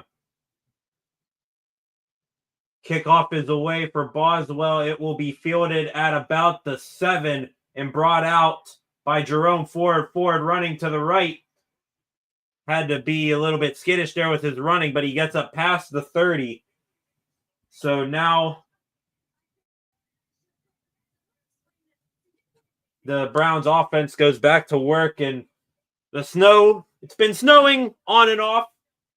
It snowed a little bit in pregame and then stopped and then started again once the game began. The snow was not sticking earlier, but it sure is now, covering cameramen and the fans in the stands and the players, and it is making it very hard to see the lines on the field. I think they are illuminating that on the broadcast now. Jameis Winston tossing one up here, and it is caught there by number 86, Whiteheart. What a catch by him. Dante Jackson on the coverage. A one-handed catch, and then he brought it in. And just like that, the Browns have a big first down. And I think they just showed that was during the break, some of the grounds crew of the Browns trying to clear off the numbers here. Nick Chubb here on the run. He will get a gain of about 4 or 5 here. Tackle made by a slew of Steelers. 2nd and 4 now as the third quarter is winding down here. 45 seconds remaining. Probably going to get maybe another play, maybe 2 here before this quarter ends. Winston under center. Chubb in the backfield. Handoff goes to Chubb. Running to the right, and he's wrapped up by T.J. Watt. He'll lose about a yard there. Maybe he barely got back to the line of scrimmage if they give it to him, but a great play there by T.J. Watt, as he's been quiet for most of the night for the many chips he's been getting from this Browns offense. 3rd and 5 now. The clock is going to run out here. We're going to head to the fourth quarter. Maybe here. They're lined up to run a play here. 3, 2, 1, and they get the play off. Winston back to pass. Throwing over the middle is caught by Cedric Tillman. Hitting him there is Patrick Queen, and I don't think he got the first down. It'll be close. Originally hit by Patrick Queen, and now he's slow to get down. Queen gave him a shoulder, but he didn't go down, and then he was picked up and thrown down by Peyton Wilson. But we'll see. It'll probably be a 4th down and short when we come back after this. Fourth quarter of play coming up. 33 of you here. Please like and share this video. this live stream. Feel free to comment in the live chat and subscribe to the channel. We are 8 away from 200 subscribers. Thank you.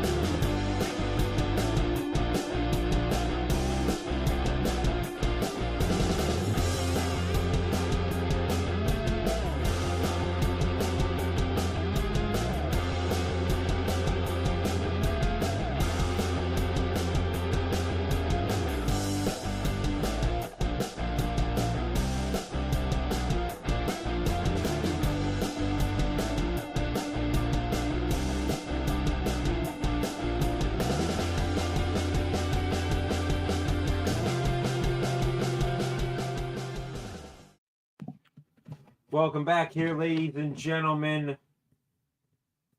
Cedric Tillman, who took a shot from Patrick Queen on that last play into the blue medical tent on the sideline. And man, what a shot, a combination of just a massive shot by Patrick Queen. He may be getting a pretty penny for that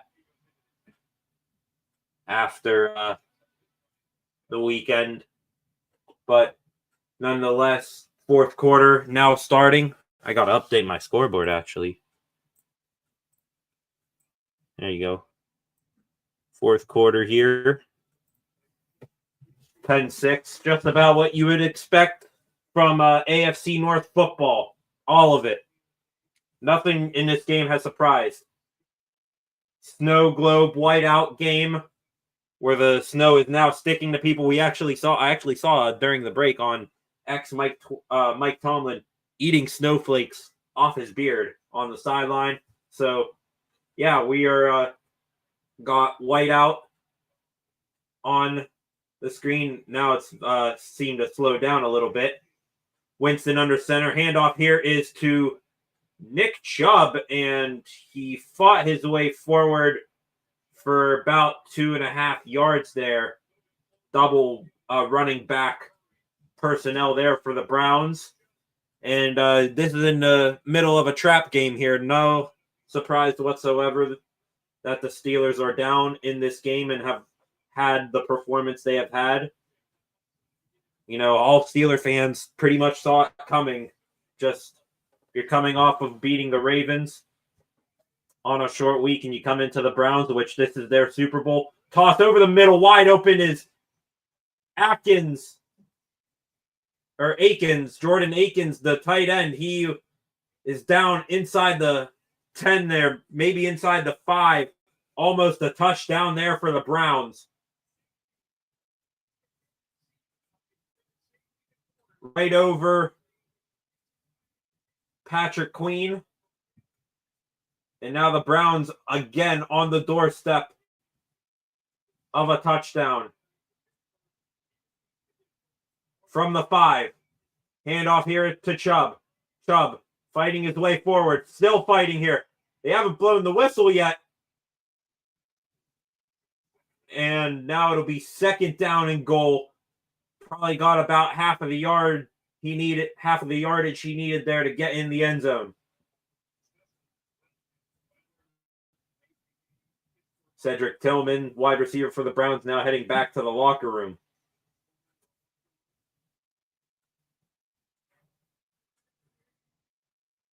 This drive for the Browns about to be 4 minutes long. 13 minutes left in the game. 2nd and goal from the 3. Heavy personnel, handoff to Chubb. Chubb running forward, pushing, and good stand there by the Steelers defense, holding him to a gain of maybe a yard there, if less. 3rd and goal now.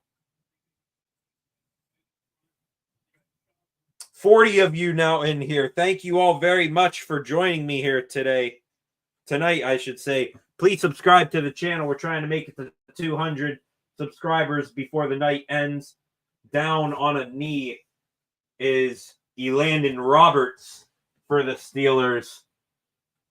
The really true run-stuffing extraordinaire linebacker for the Steelers. He hit the goal, or hit the hole there with 2 players. Took a big shot there with Reed, number 59, and Roberts. He's going to walk off the field on his own power here, but obviously some head-to-head contact there, shaking up on the play. Probably just got a little bit buzzed there, might be out for a play or two. We'll see how long he stays on the sideline.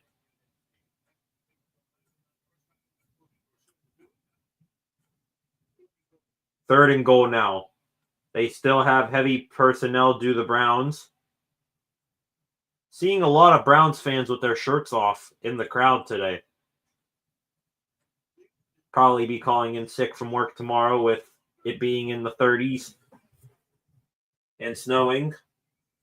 Again, handoff is the Chubb. No, fakes the handoff, throws him wide open, and incomplete!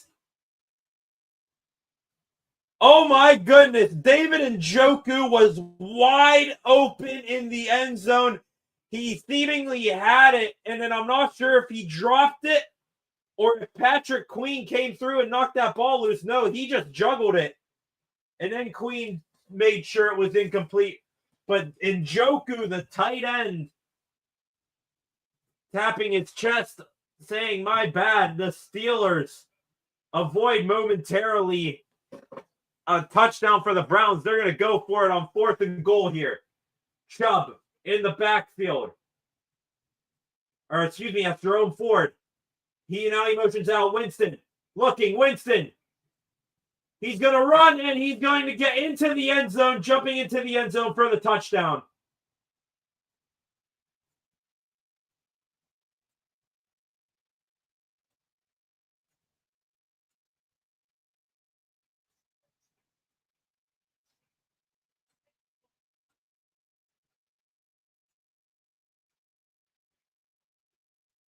Jameis Winston improvising, scrambled out, stepped up and scrambled out to the right, and he jumped into the end zone. I believe that was Joey Porter Jr. trying to come in to tackle him. He took a shot there from Cam Hayward, and I think that's the speaker in his helmet to get the play call from the sidelines hanging out of his helmet right now. They're going for 2 here. Winston tossing one up here for Njoku, and he makes the catch. Juggled it a little bit again, but he makes the catch for the touchdown. 18-6, the Browns lead.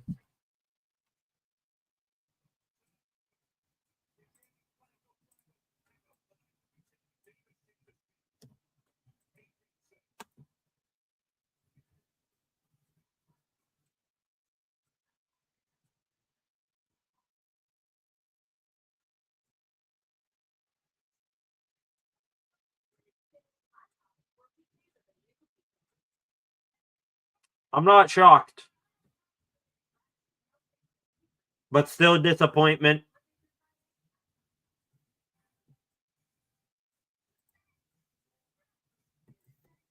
Steelers need a miracle.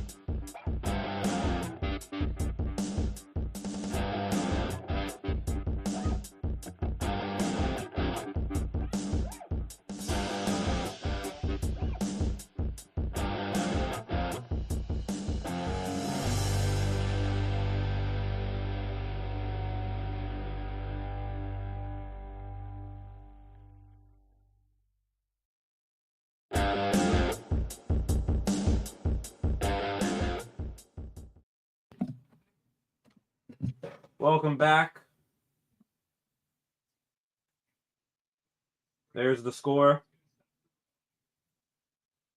Working on a Browns quarterback, Jameis Winston's helmet took a shot on the touchdown, and his microphone in his helmet, the speaker where he gets the plays, and now a bobble here on the reception. It's Cordero Patterson, who will get up past the 30 and down at the 32. Does Patterson, who really hasn't had that much of too many chances to return kicks this year, even though he's brought in as to be the Steelers' main kickoff return man, has yet to break one this year. 12-10 remaining. Steelers need a miracle, and yeah, you can say that's a lot of time to, put up 2 scores and to get back into this game, but the way the offense is rolling, it is very Matt Canada-esque. Toss out here to Darnell Washington, the tight end. He had 2 guys he had to beat, jumped over one of them, got tackled down by the other.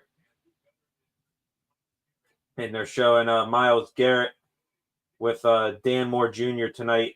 Moore just absolutely getting obliterated on that left side of the line.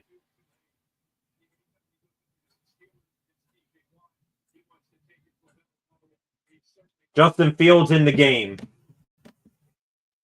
Let's see if this is just a player much more. Fields takes the snap, fakes the handoff, now runs to the right. Fields is going to have the first down and more. Fields is going down the sideline and finally gets tripped up out of bounds. A big run there for Justin Fields. I assume he stayed in bounds for that entire run until he was knocked out by Juan Thornhill. But a big play there for the Steelers.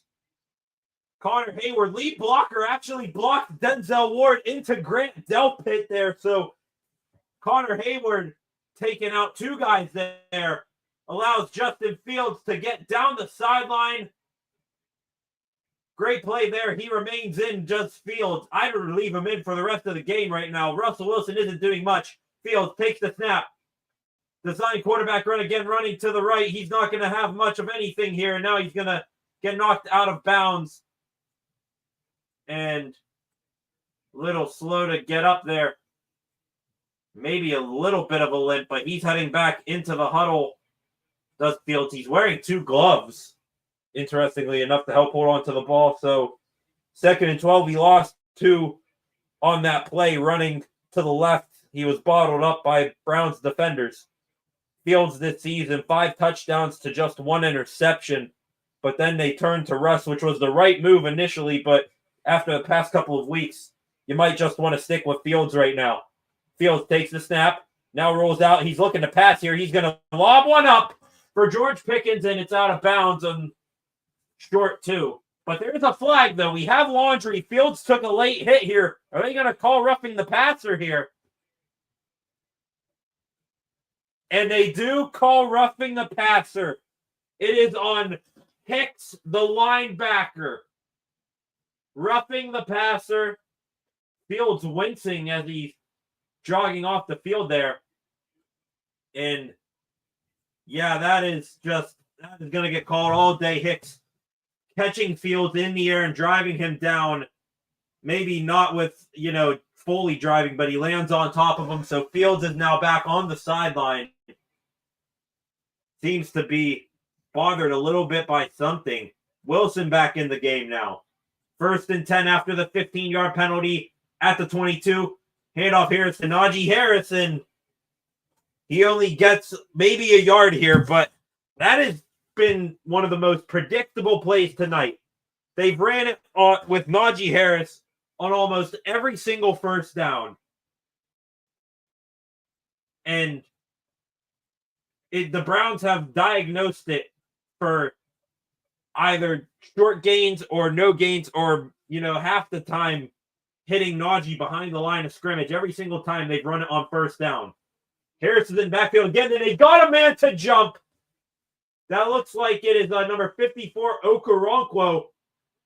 They're pointing at each side. And they call it on 54. They call it on the defense. It is Okoronkwo. He's insisting that somebody on the Steelers jumped. And Broderick Jones, I think that's what got him. Broderick Jones looked like he said something, was communicating with right guard Mason McCormick, and I think that's what got him to jump. So Steelers now go from 2nd and 9 to 2nd and 3 now.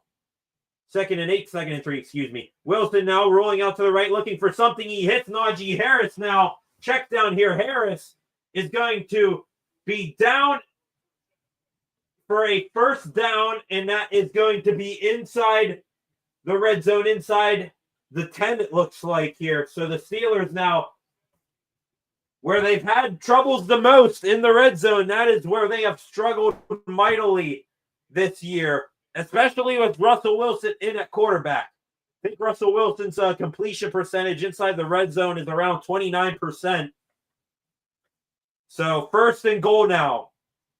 Inside the 10, at the 5. Wilson with Warren to his right. Taking the handoff. It's now a pitch here to Cordero Patterson, and he's going to lose yardage. They tried to get fancy. Grant Delpit flexing in front of Cordero Patterson.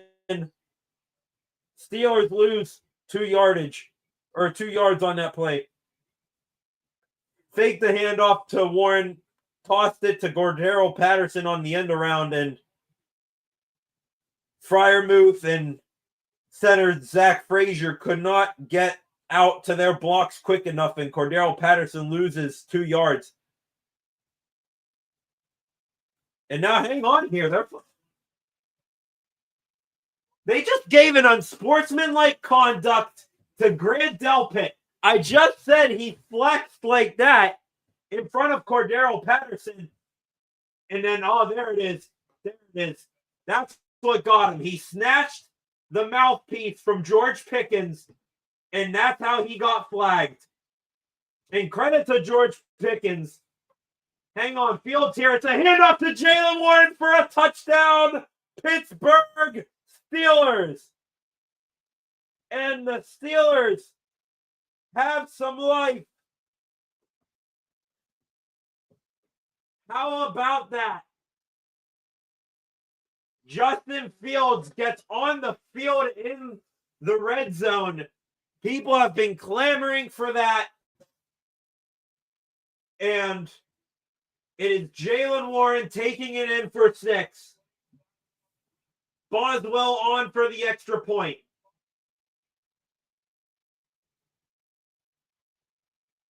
Snow still coming down. Snap down.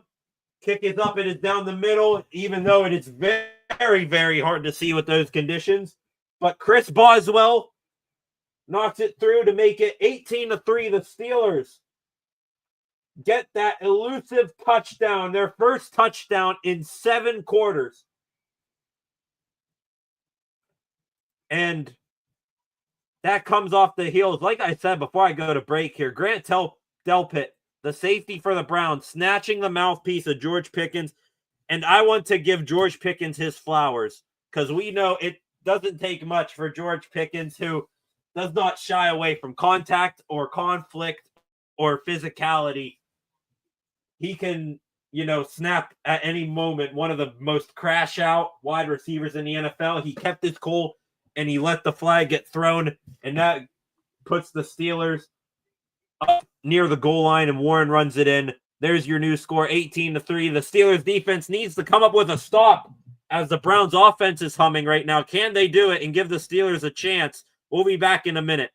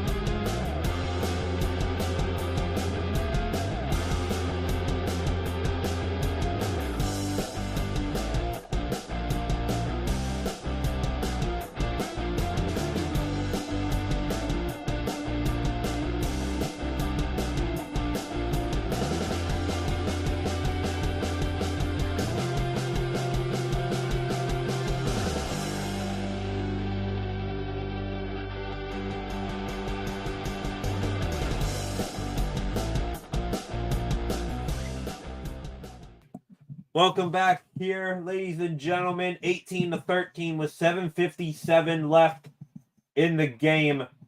The Browns about to get the ball back on offense. And their offense, last drive, scoring a touchdown. They've really started to hum in the second half of this one and have taken lots of time off the clock with their drives. Boswell, his kick is away, and this will be fielded at the 1 by Jerome Ford. He runs out full head of steam downfield, up past the 20 here, and he is not going to get much past that. As Ford trying to rip the ball out at the end there is Jeremiah Moon, so he'll get out to about the 24-yard line. Real quick before this Browns drive starts, 34 of you in here right now. I want to thank each and every one of you for joining me here tonight. We are trying to make 200 subscribers here tonight. I just checked during the break. We are at 194, 6 away from 200. So if you haven't subscribed already, please subscribe so we can hit 200 before this one is over. Also, feel free to like and share this stream and comment here in the live chat. I can pop those up on the screen and we can have a dialogue back and forth. 7:48 remaining in the game. 1st and 10 from the 26. They give it to Ford. Now Chubb with the carry, and he is going to get wrapped up momentarily by Peyton Wilson, and then he fell forward for about a yard. So Chubb, another minimal game there, not 2nd and 9. Snow is still coming down there in Cleveland. Blizzard-like conditions. The snow, which in the first quarter wasn't sticking, it sure is now. The field covered in snow. Minus the score and how this game has gone for the Steelers, it's still a beautiful sight seeing a snow game in this day and age. Winston looking. He fumbled the ball. Picked up by the Steelers. Oh, my goodness. I think it was Nick Herbig who knocked it free. The Steelers have the ball. It was picked up by Deshaun Elliott. The Steelers have life. Nick Herbig off the right edge.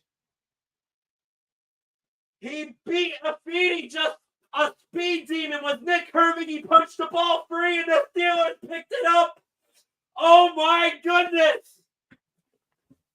Wow.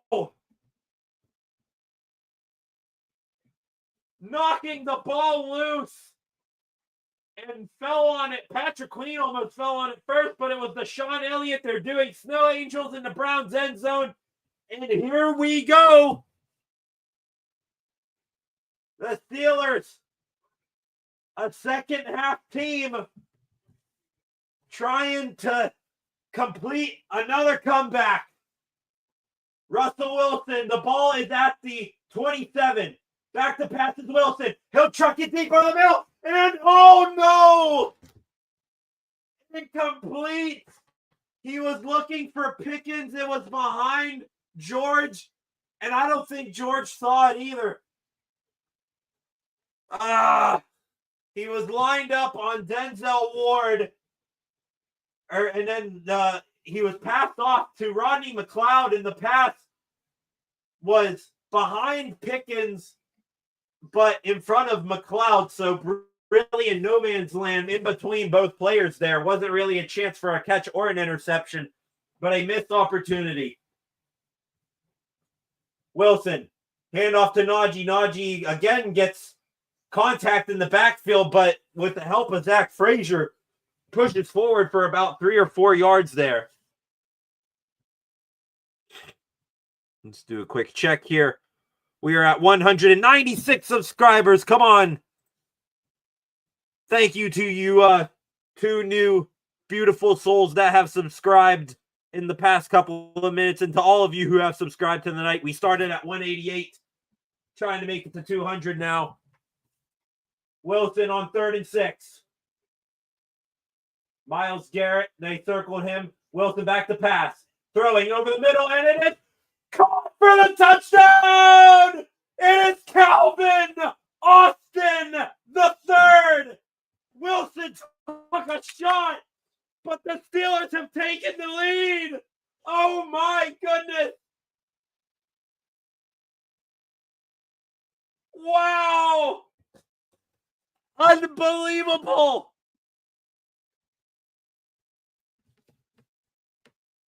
On a similar route ran by George Pickens a minute ago, it was still a little bit behind Austin, but what a catch by Calvin Austin. Watching that ball all the way, receiving it right here, and Russell Wilson from a knee, giving one of those. 2-point try coming up to make it a 3-point game. Will the Steelers lead by a point or by 3? 6:15 remaining in the game. They need this 2-point conversion. Cordero Patterson at the bottom of the screen. Wilson's going to pass. He's going to chuck it up for Patterson and incomplete. Grant Delpit in coverage. And not necessarily sure what we were going for there. It was a bad pass by Russ, too. It wasn't really catchable for Patterson there, but nonetheless, I mean, you really needed that 2-point conversion, but the Steelers have taken the lead. A touchdown by Jaylen Warren, followed up by, I believe it was, the second or third play on the Browns drive. Nick Herbig gets the 4th fumble, and it was recovered by Deshaun Elliott. And then just a little bit later, Calvin Austin gets it in for the Steelers. Your new score, 19-18 Steelers. And the Steelers, for most of this game, looked completely lifeless. And now they are up by a point. Let's see if they can hold on to it and if the defense can come up with another big stop when we come back in a minute. Please subscribe to the channel, trying to make it to 200. We are at 196 subscribers, 34 of you in here. It keeps bouncing up and down somewhere between the 30s and the 40s. Please subscribe, like, and share, and comment. Thank you all very much. We'll be back in a minute.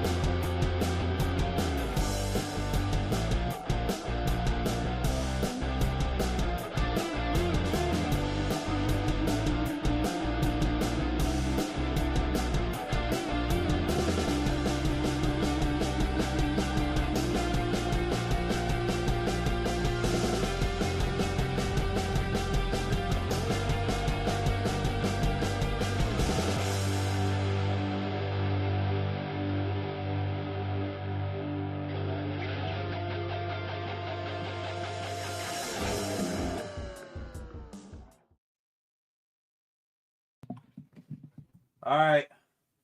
Welcome back, ladies and gentlemen. 6:15 remaining. We are far from over in this game. 19-18. Boswell, his kickoff is away. This will get caught. And no, he dropped it initially. Jerome Ford, and now he runs forward and he gets out to the 30. So Jerome Ford, who's had a few problems handling kickoffs here tonight, luckily was able to pick that one up and still run it up past the fair catch there. And Russell Wilson took a shot on that play, that last touchdown pass to Calvin Austin. But we're far from over. It's a little over 6 minutes remaining in this one. And the Steelers, for the first time tonight, well, second time tonight, have the lead. But it's been all Browns for the most part. Pass here is batted down at the line. That Jameis Winston pass knocked down again. Looks like it was Larry Ogunjobi, the left defensive end for the Steelers. Or right defensive end for the Steelers, excuse me. Left if you are a part of the defense looking from the back. But this has really been... And now, hang on here. They flew a flag on the play. Joey Porter Jr. got nabbed for a hold in an automatic first down. Now Jameis Winston is off the field here with a coat on. So hang on here. Now the Browns are going to a two-quarterback style play. Dorian Thompson-Robinson,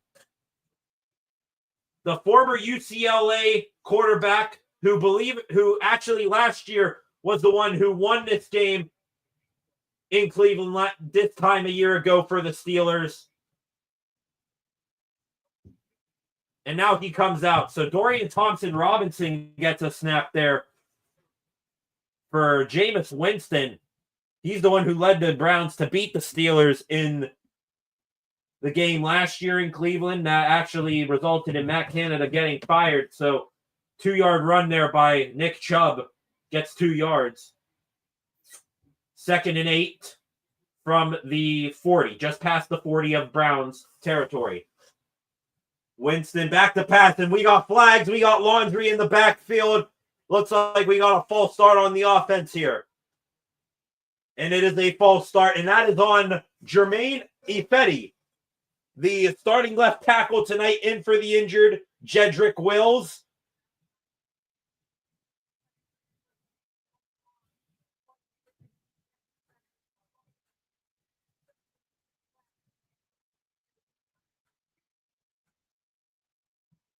And I forget who, I didn't get a earful of what they were saying. Blue medical tent is up for the Browns on their sideline. I don't know who is in there. Anyway, Winston under center.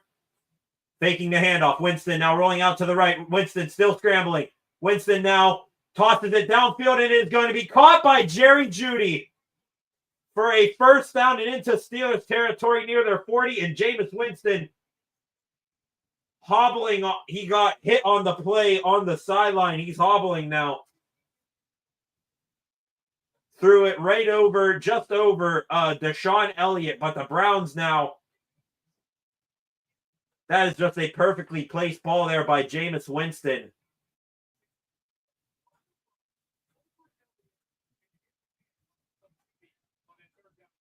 And a massive play for the Browns, and that was Patrick Queen shoving him out of bounds. I don't think there was no malicious intent. Patrick Queen just shouldered Winston, and he hit into a body of Steelers personnel on the sideline. Now Winston throws, and that one's incomplete, looking for Elijah Moore near the first down marker. Little bit too out in front for him. 2nd and 10 now with 4:34 remaining. And every other play now, it seems like there is a member of the Browns grounds crew out there walking across the field, shoveling off the lines. Especially now that the Browns are getting on the Steelers side of the field. Showing TJ Watt here. It's time for Watt to make a play here. Hasn't been mentioned much tonight. Watson back to pass throwing, and it is, incomplete. Was looking for David Njoku, but there were 2 Steelers in the area. It was Beanie Bishop who got a hand on it. Wasn't able to haul it in. Would have been a crucial time for a pick there. 3rd and 10 now. Great play there by the undrafted rookie free agent out of West Virginia. Blah, that's the inner Pitt fan in me. But now it is 3rd and 10. Empty backfield for Winston. He takes the snap, drops back the pass. He's got time. He throws, and it is going to be intercepted! He overthrew Elijah Moore, and it is Dante Jackson, Mr. Action Jackson, with the pick.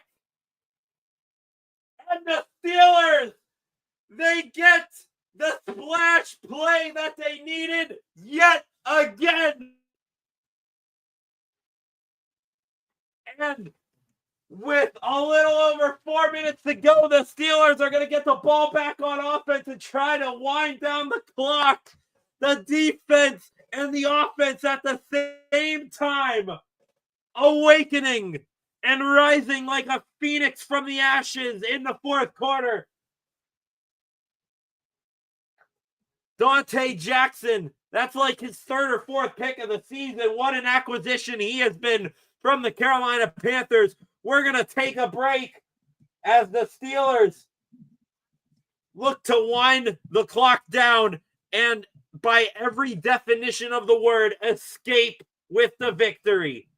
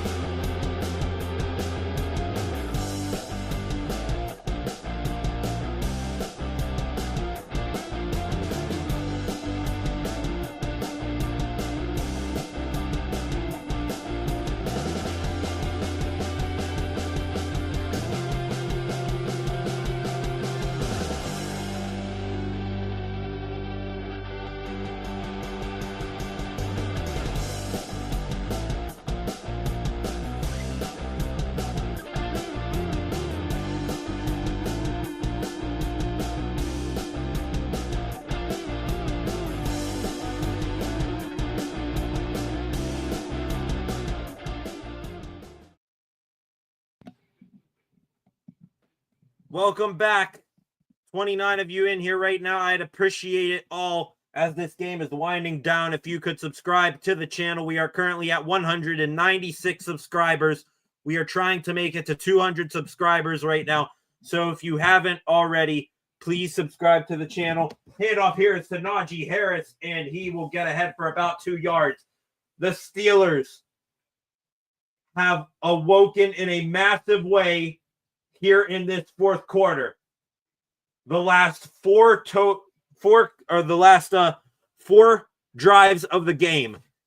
A touchdown by the Steelers, Jaylen Warren rushing touchdown, a strip sack by Nick Herbig, touchdown pass by Russell Wilson again, and now an interception by Dante Jackson. Justin Fields in the game here on this 2nd and 7. Seeing a little bit of Fields tonight in the package. Handoff here. It's to Najee Harris running right and finally finding some space up to the 30-yard line. So it'll be 3rd and about 4 or 3 here for the Steelers. Jameis Winston on the sideline. The last 2 drives for him ending in him losing the ball and throwing a pick, overshooting his man to Dante Jackson. Timeout here taken by the Browns. It is their first of the half with 3:34 remaining. And now they are showing groundskeeper with a snowblower or a leaf blower out there clearing off the hashes. Current temperature in Cleveland is 29 degrees with this blizzard snow globe-like game, which I gotta say, watching football in the snow, it just feels so right. Under the lights and in the snow, Justin Fields remains out there on this 3rd and 4. Gives his adjustments at the line, motions Najee Harris into the backfield with him and Pat Freiermuth from the left of the formation to the right. Taking the snap, Fields dropping back the pass here. Now tossing one down the sideline for George Pickens. And incomplete. Looking for the flag. Pickens once again not getting any help. Incomplete.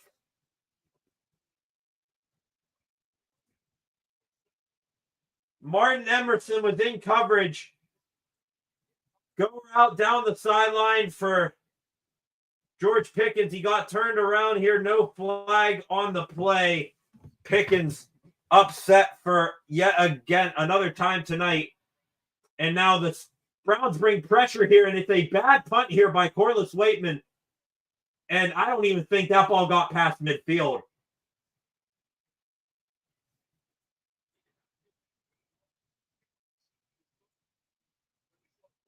And now at the Steeler 46.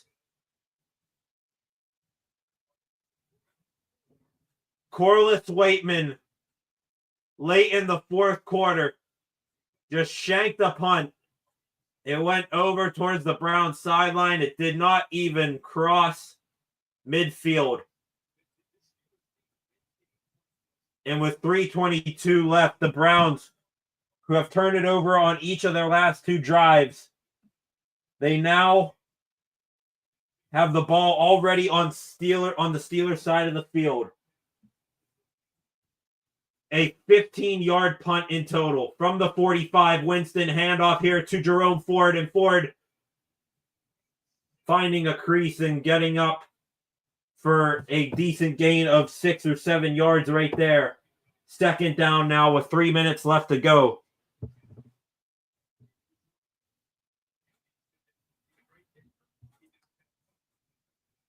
Second and 4 now. Clock still ticking down here. 2-minute warning, just 50 seconds away. Dustin Hopkins, the Browns keeper on the sideline, waits. Winston dropping back the pass. Winston is going to he escapes the sack and he hits Njoku. No, that's Akins, and he couldn't hang on to it. Jameis Winston disappeared there for a moment among a sea of Steelers and Browns bodies, but he somehow emerged still on his feet, and he was threw a pass to Akins. Akins had to go up for it one-handed, but he couldn't hang on to it. It fell incomplete. If Akins makes that catch, he might be gone for 6 because there was nobody for the Steelers on that side of the field. 3rd and 4 now. Chubb in the game in the backfield. Winston looking to pass again. Holding, throws over the middle. It's tipped up in the air and incomplete. Sean Elliott in coverage. One of the most, scratch that, the most underrated addition this season for the Pittsburgh Steelers has been Sean Elliott. He has been one of the best players for the Steelers this season. And now Winston and the Browns are going to go for it. They are 3 for 3 on 4th downs tonight. 4 yards from the 38.5 in Steelers territory. Winston to pass. And it is going to be caught for a 1st down by Jerry Jeudy. Joey Porter Jr. in coverage. Jeudy had to go down almost into the fetal position to make that catch, but he held on, and he was not out of bounds, so the clock keeps rolling down to the 2-minute warning here.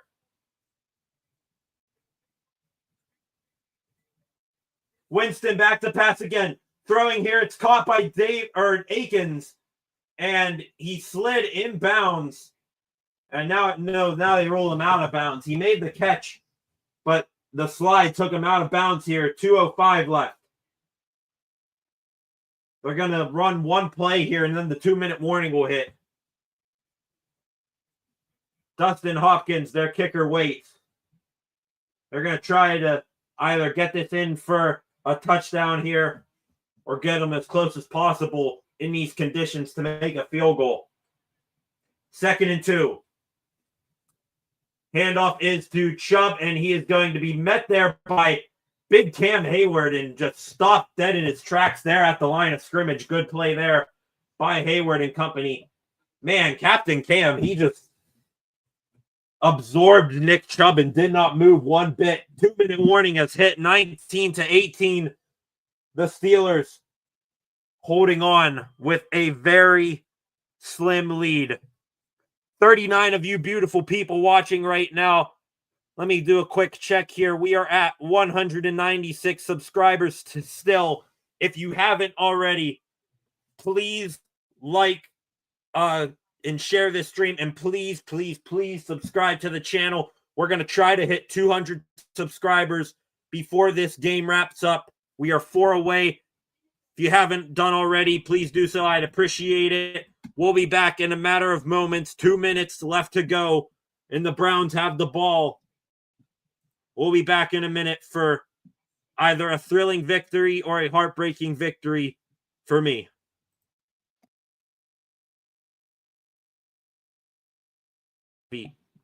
I totally butchered that.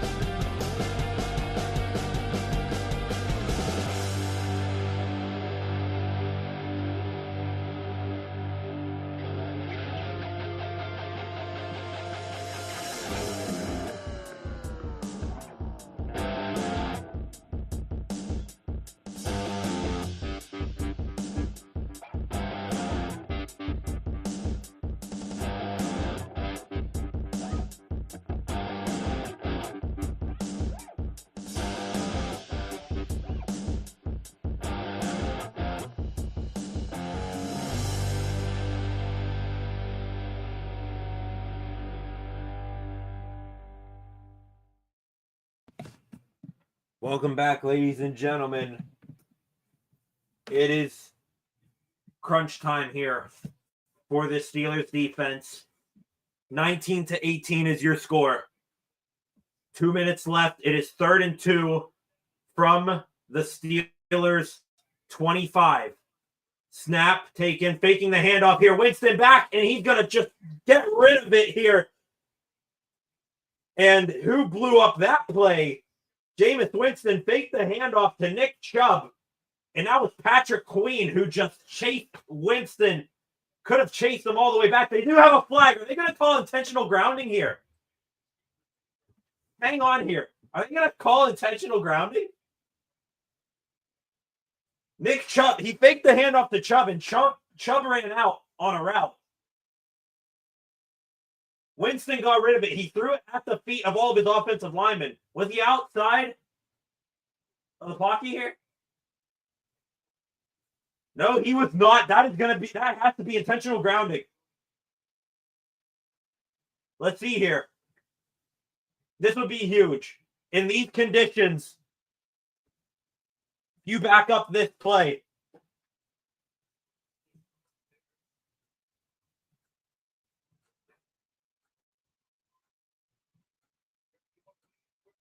They're taking their time here. This is a huge call here. If they call this,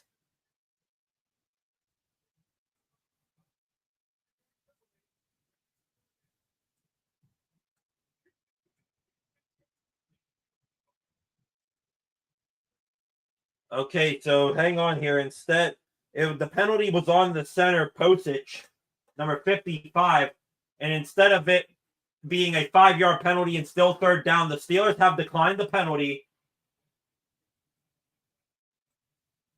And now it is still 4th down and 2 here, and the Browns are going to go for it again. At the 25 of the Steelers. The Browns look like they're still going to go for it here.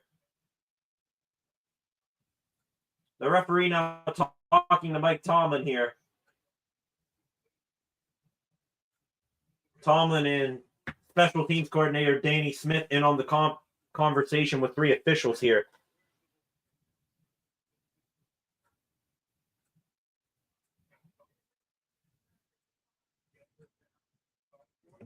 Okay, so they do officially confirmed it was 4th down. The penalty was illegal touching of the pass by the center postage, but it still remains 4th and 2 here. The Browns are 4 for 4 tonight on 4th downs. And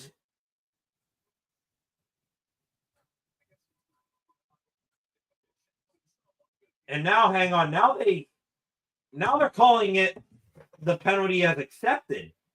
What is going on here? Now the 5-yard penalty is picked up, so it's going to be 3rd down and 7 now. That was very, very strange there. But regardless, now 1:55 remaining, it's 3rd and 7. Honestly, I don't blame Tomlin for accepting that the way that they have been on 4th down here tonight. Watson with Jerome Ford, and now whistles here. The Steelers take a timeout, so that makes the crowd in Cleveland very antsy. 2nd timeout taken for the Steelers here. So after a long delay of trying to figure out what the penalty was, whether we're declining or accepting, Mike Tomlin calls a timeout here to make sure his defense is ready for whatever the Browns are about to throw at him. We are at 196 subscribers. There are 37 of you in this live stream right now. I would appreciate it very much if you would subscribe to the channel. We are 4 away, trying to get to 200 before this game ends, and time is ticking down here. We'll see if we get there. 3rd and 7. 1:55 remaining.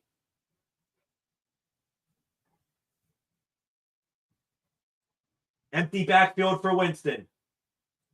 Drops back to pass. Winston now lobs one here, and it is for Jerry Jeudy, and it's caught inside the 15. 1st down, Browns.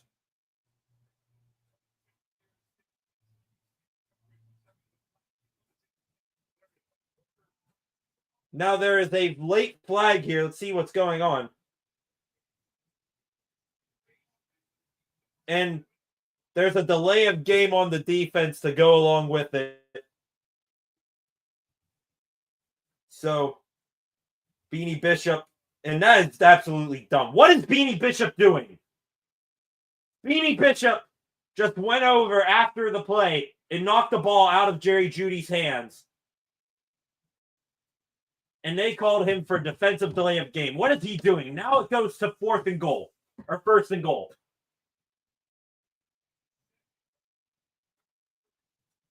From the 9.5. 1:43 left in the game. Handoff here is to Chubb. Chubb running, turning his legs. Chubb breaks through. Chubb is going to get down to the 3-yard line. And the clock continues to roll.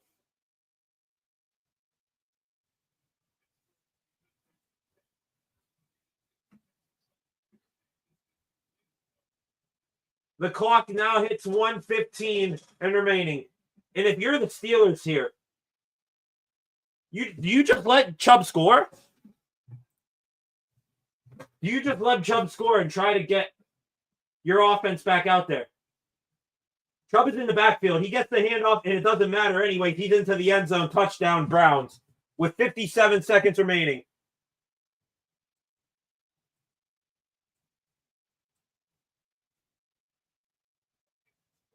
The Browns retake the lead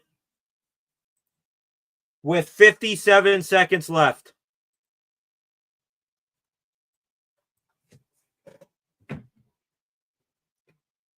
Browns, unsurprisingly, going to go for 2 here to try to make it a 7-point game.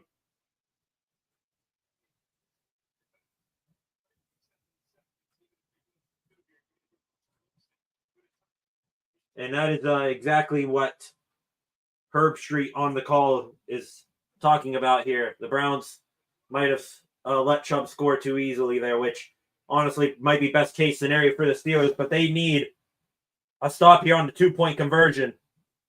And now a flag here.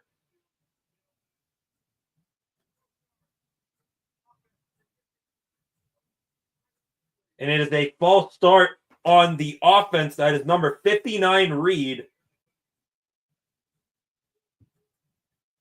And that's going to back up the Browns from possibly running again with Chubb on that 2-point conversion. So now a new personnel group comes on for the Browns, still going for 2 points here to try to make it 7-point game. Chubb is on the sideline for this play. Jerome Ford, their receiving back, is out there. This will be from the 7-yard line. Winston takes the snap. He'll look to pass. He'll throw here, and it is going to be incomplete for Jerry Jeudy. That's who his target was. It actually hit Deshaun Elliott, who wasn't even looking at the ball there.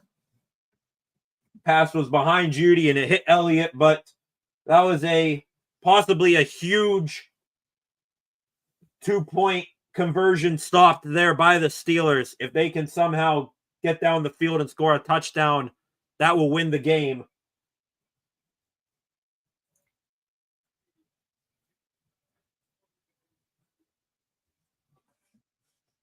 And let me update the score here one last time before this game ends. 37 of you in here, please subscribe to the channel if you haven't already. We still sit at 196, trying to make it to 200 subscribers tonight. Steelers about to get the ball back with 57 seconds remaining. And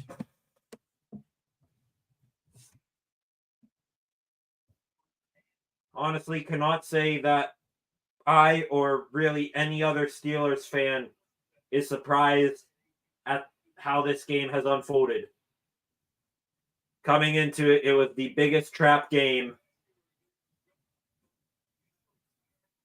coming off of beating the Baltimore Ravens, and the Browns coming off of losing to the New Orleans Saints. I believe that score was 35-14. They lost. You knew typical AFC North football where the records get thrown out and every game is close and low scoring. And we've arrived here yet again, the Steelers. Will the story be after this one that they woke up too late by just waking up in the fourth quarter? Or will it be that they woke up just in time to come back and win? Fielded by Jaylen Warren, and he runs out and gets a great return there up, I think, near the 40-yard line. Jaylen Warren, who has been the main guy receiving back there on kickoffs with Cordero Patterson. He brings the ball out past the 30 for the Steelers, I believe. Let's see what happens now. 50 seconds remaining. That took 7 seconds off the clock, did that play.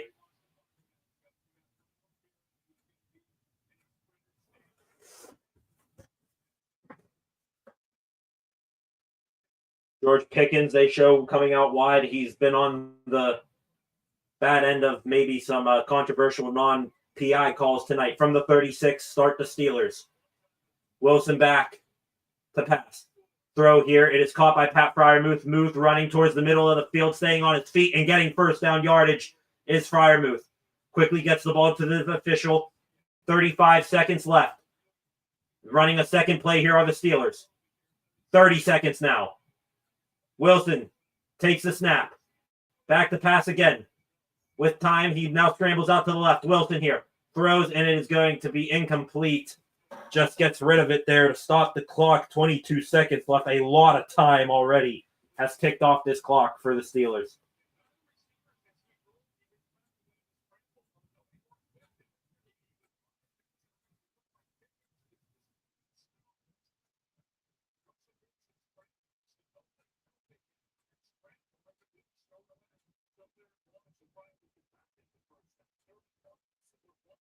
Third and 1 now. They did not give that first down to Freiermuth 2 plays ago. So now Wilson takes the snap, drops back the pass. Garrett's coming off the edge. Wilson now gets rid of it to Jaylen Warren. He's got first down yardage, and he runs over Grant Delpit. He'll get up, I think, near the 45-yard line. And now it looks like with 16 seconds left, the Steelers are going to take their final timeout.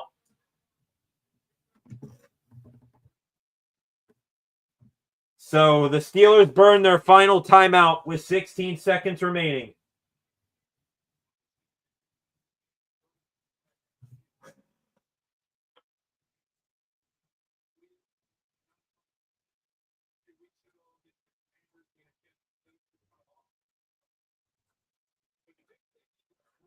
First and 10. 16 seconds left. The Browns are up by 5. The Steelers need something big, and preferably something big to where they can then get out of bounds.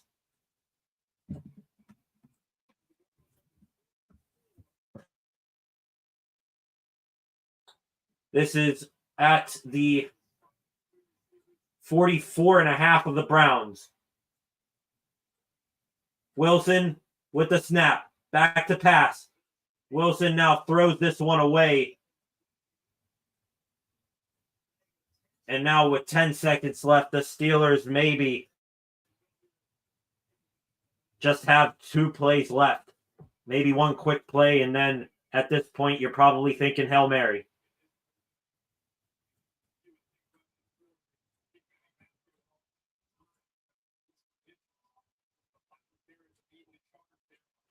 Second and 10.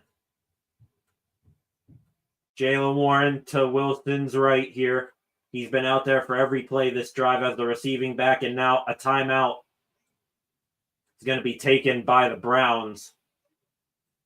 Trying to get their personnel ready. Maybe we're trying to see what the Steelers might have been doing on that play. Now 47 of you in this live stream right now. To those of you who may be new joining us, please subscribe to the channel. We are at 198 subscribers. We are 2 subscribers away from reaching 200, and just in the nick of time. By the way things are looking, that'll be a small moral victory for me here tonight, reaching 200 subscribers. We started the night at 188. We gained 10 so far tonight. I want to thank each and every one of you who have subscribed tonight. I really appreciate it, and I love each and every single one of you. Please be sure to like and share this stream as well. Feel free to comment in the comment section, and also be sure to come back and check for my daily weekday videos of news and updates from all 3 of the Pittsburgh professional sports teams. Wilson here, quick pass is to Calvin Austin. He gets near first down yardage, but that really doesn't matter at this point. 3rd and down, he gets out of bounds. So with 6 seconds left, the Steelers now are going to seemingly toss one up deep here for the Hail Mary.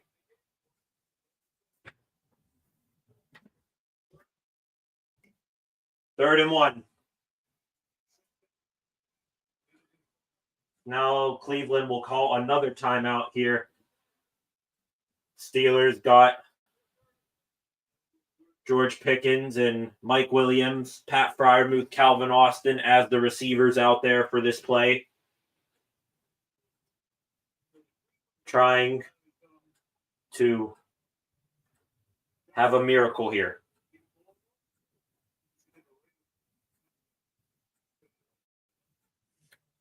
We do a quick check here while we're on a break. We are at 200 subscribers.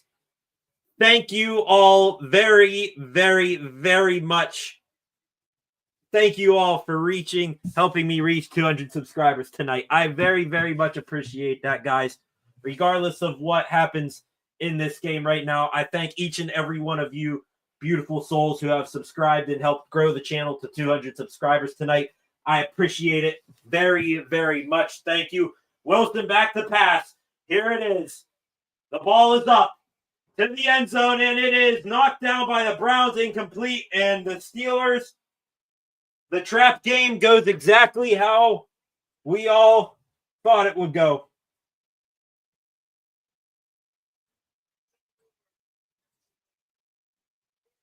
The Browns win their Super Bowl, and now we got a fight here. George Pickens is fighting with Greg Newsome, and they get separated here. Both men are without helmets. What the heck happened there? Regardless, the Browns win their Super Bowl. George Pickens furious, and honestly, it was probably just the dam breaking there as he, didn't get a couple of pass interference calls tonight.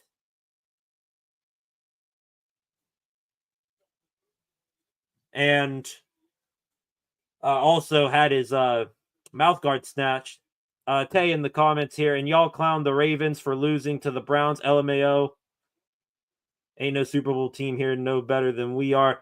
Last I checked, this was your guys' Super Bowl. This is just a little blip on the radar. We kind of knew that this might have happened coming in here because Tomlin is now 1-8 on Thursday Night Football, and the Steelers haven't done well in Cleveland, so we kind of expected this. I don't know what you're talking about. We are, on your level. I don't think so. Congratulations to Myles Garrett, who finally outperformed TJ Watt for once in a game. Still hate and, don't respect him for the Mason Rudolph incident from so many years ago. Steve Spears, go Chargers. Yeah, they take on the Ravens. Is that Sunday night? Or is that? No, that's Monday night. That Chargers game. That's Monday night. Okay. But regardless, Jameis Winston crying from the victory. I forgot, start coming into this game. This was really the battle of two very spiritual quarterbacks in Jameis Winston and Russell Wilson. But anyway, Steelers drop this one. They now fall to 8-3. Browns win their Super Bowl at 3-8. While we hold on and cherish our best franchise moments with 6 Lombardis. They still cherish winning one playoff game against us during the COVID year, and they'll probably celebrate this game. But hey, we'll see these guys in 2 weeks back in Pittsburgh, and I expect things to go much differently then. So once again, we reached 200 subscribers tonight. I want to, once again say thank you to each and every one of you. Actually, 201 now. So whoever that late subscriber is, thank you very, very much. I appreciate it to, officially make it like you're over the hump here. You're not exactly at 200. You officially broke it. But thank each and every one of you who have joined me tonight. It's 11:22. I'm going to log off, probably go get something to eat. But thank you all who have subscribed. We went from 188 to 201.